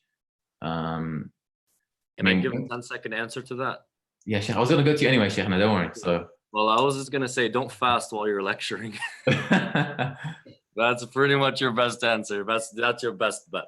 And what's your second best bet, Sheikh? Now, your second answer, 60 seconds. What I tend to do throughout the week when I'm thinking about a lecture is I tend to think of the points that I'm going to be hitting and go over them in my head like I'm lecturing myself. It's kind of weird, but I imagine the audience in front of me, and you know, I know I'm hitting point 1, point 2, point 3, point 4, and I more or less go through them in my head and how I'm going to say them and what I'm going to say. Now, when I'm actually lecturing, I'm not referring back to that idea, but more or less it's become ingrained. It's in the back of my mind somewhere. I think Hajj Wissam can tell me where that is, but it's in the back of my mind somewhere, and I'm referring to that, you know. So I'm referring to the core idea, and because the core idea has now become so clear in my mind, I'm able to just spit it out, as they say. But simple answer: don't lecture while you're fasting. So so you got two Bazzis on the call, man. That's dangerous. So it's dream team, dream duo.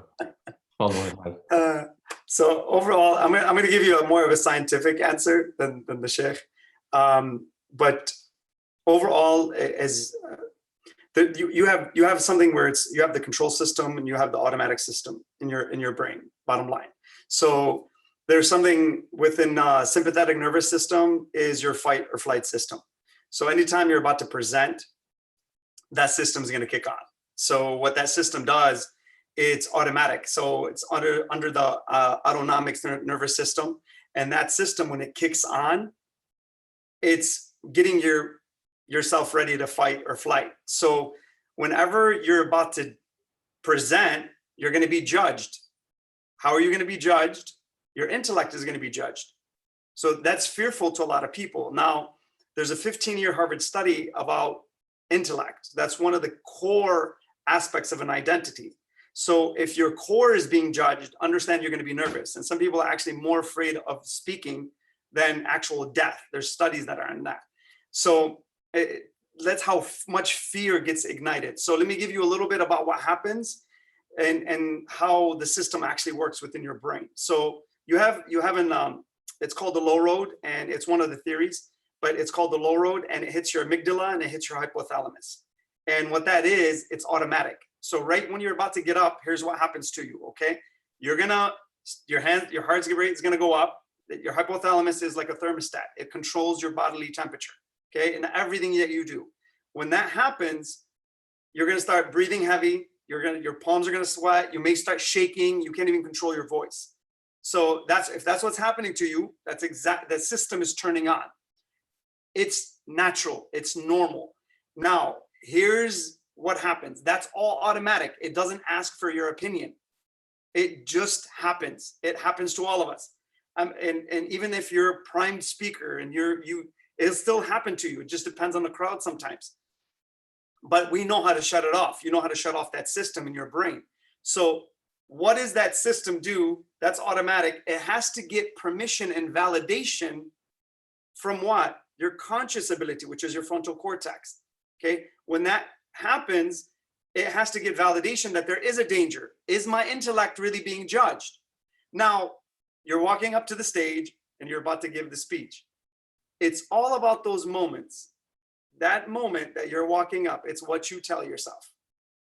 Your thoughts will actually turn off the system or it will turn it on further. So if you tell yourself, oh my God, everybody's looking at me. Oh my God, I'm gonna just fail. Oh my God, oh my God, oh my God. Then guess what? You're gonna fail. You're feeding the system. The system will actually turn on more and it'll dump more hormones into your bloodstream. And then you can't even, like, people will forget their name. Like literally, they will forget. You ask them their name, they'll forget their name. That's how nervous they get. So if you turn off the system is when you tell yourself, I'm fine, I'm okay, everything's gonna be okay. It will shut down the system and it will shut down your nerves because you're telling it there's no danger. So all that is you're reacting to danger. That's all it is. And it's part of your natural system. So turn that system off by telling that system, the subconscious, I'm okay, there's no danger. And if you could do that, then you can speak like I just spoke, which completely is horrible, I would say. But alhamdulillah, I appreciate it that I'm amongst giants. And see, even what I just did right there, I just gave you an example. See, I just shifted the whole conversation, but I just put the spotlight up on all my brothers. These are techniques that you can use then and develop yourself once you get past the nervousness. I'll give you another technique.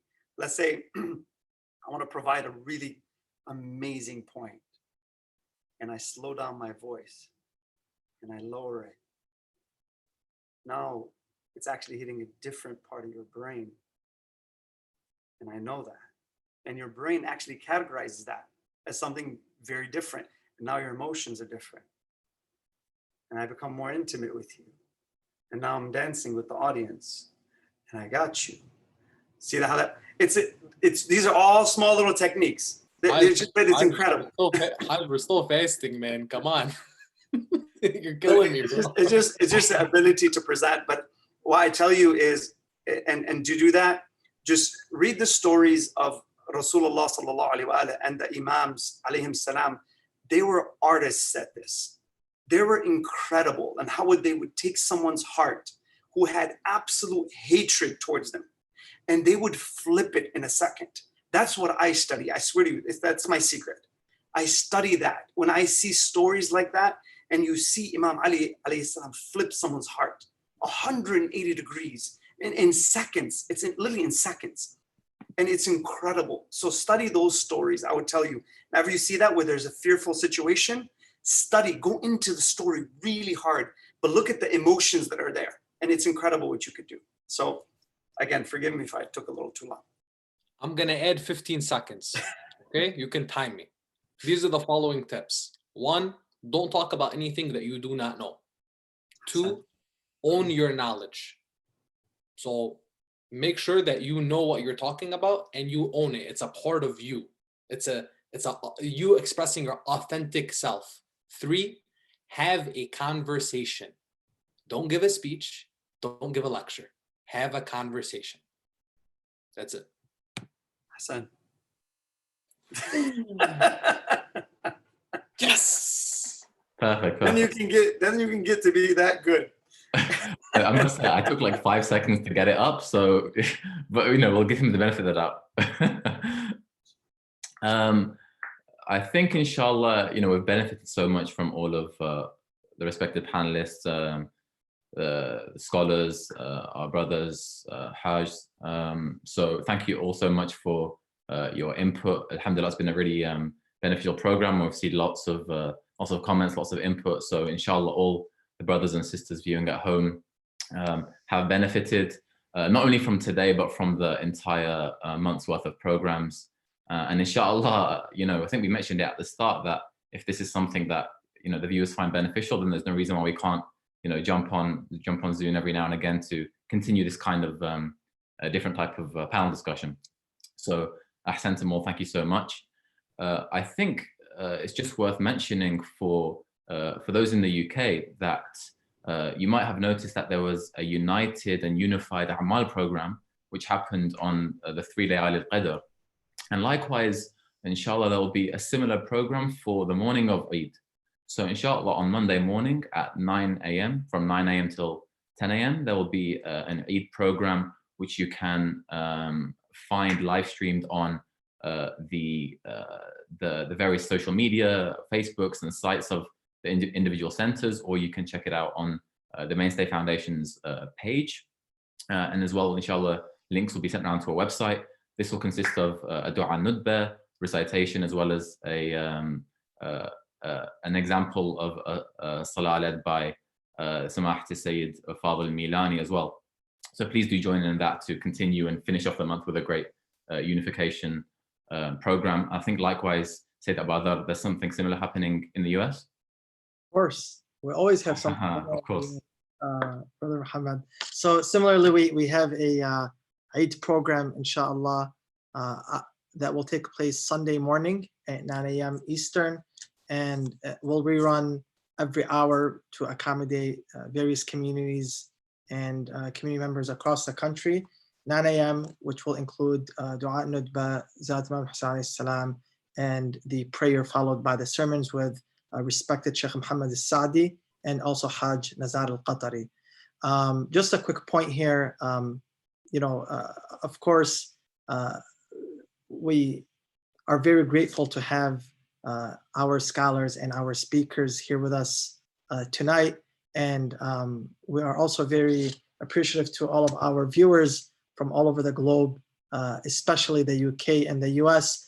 One thing for all of us to keep in mind is, inshallah, all of us had this amazing journey during the holy month of Ramadan. And inshallah, whatever it is that we were able to build and accomplish during this holy month, we can capitalize on and keep that momentum going. That's why the Mainstay Foundation in the US and in the UK as one team with the various partners that are collaborating with us will continue these programming. Inshallah, stay tuned in the next couple of weeks for more information about programming that will consist of lectures, workshops for different age groups, similar programs to what we have today. Inshallah, this is going to be an ongoing, continuous journey for all of us. And inshallah, through these programs, not only can we seek closeness to Allah subhanahu wa ta'ala, but we can stay connected as a community, at least virtually, for some time as we go through the COVID-19 crisis. So thank you to all of you. And inshallah, we can continue this discussion at a later time. Thank you, guys. Jazakallah khair. Thank you. Assalamu alaikum. Assalamu alaikum.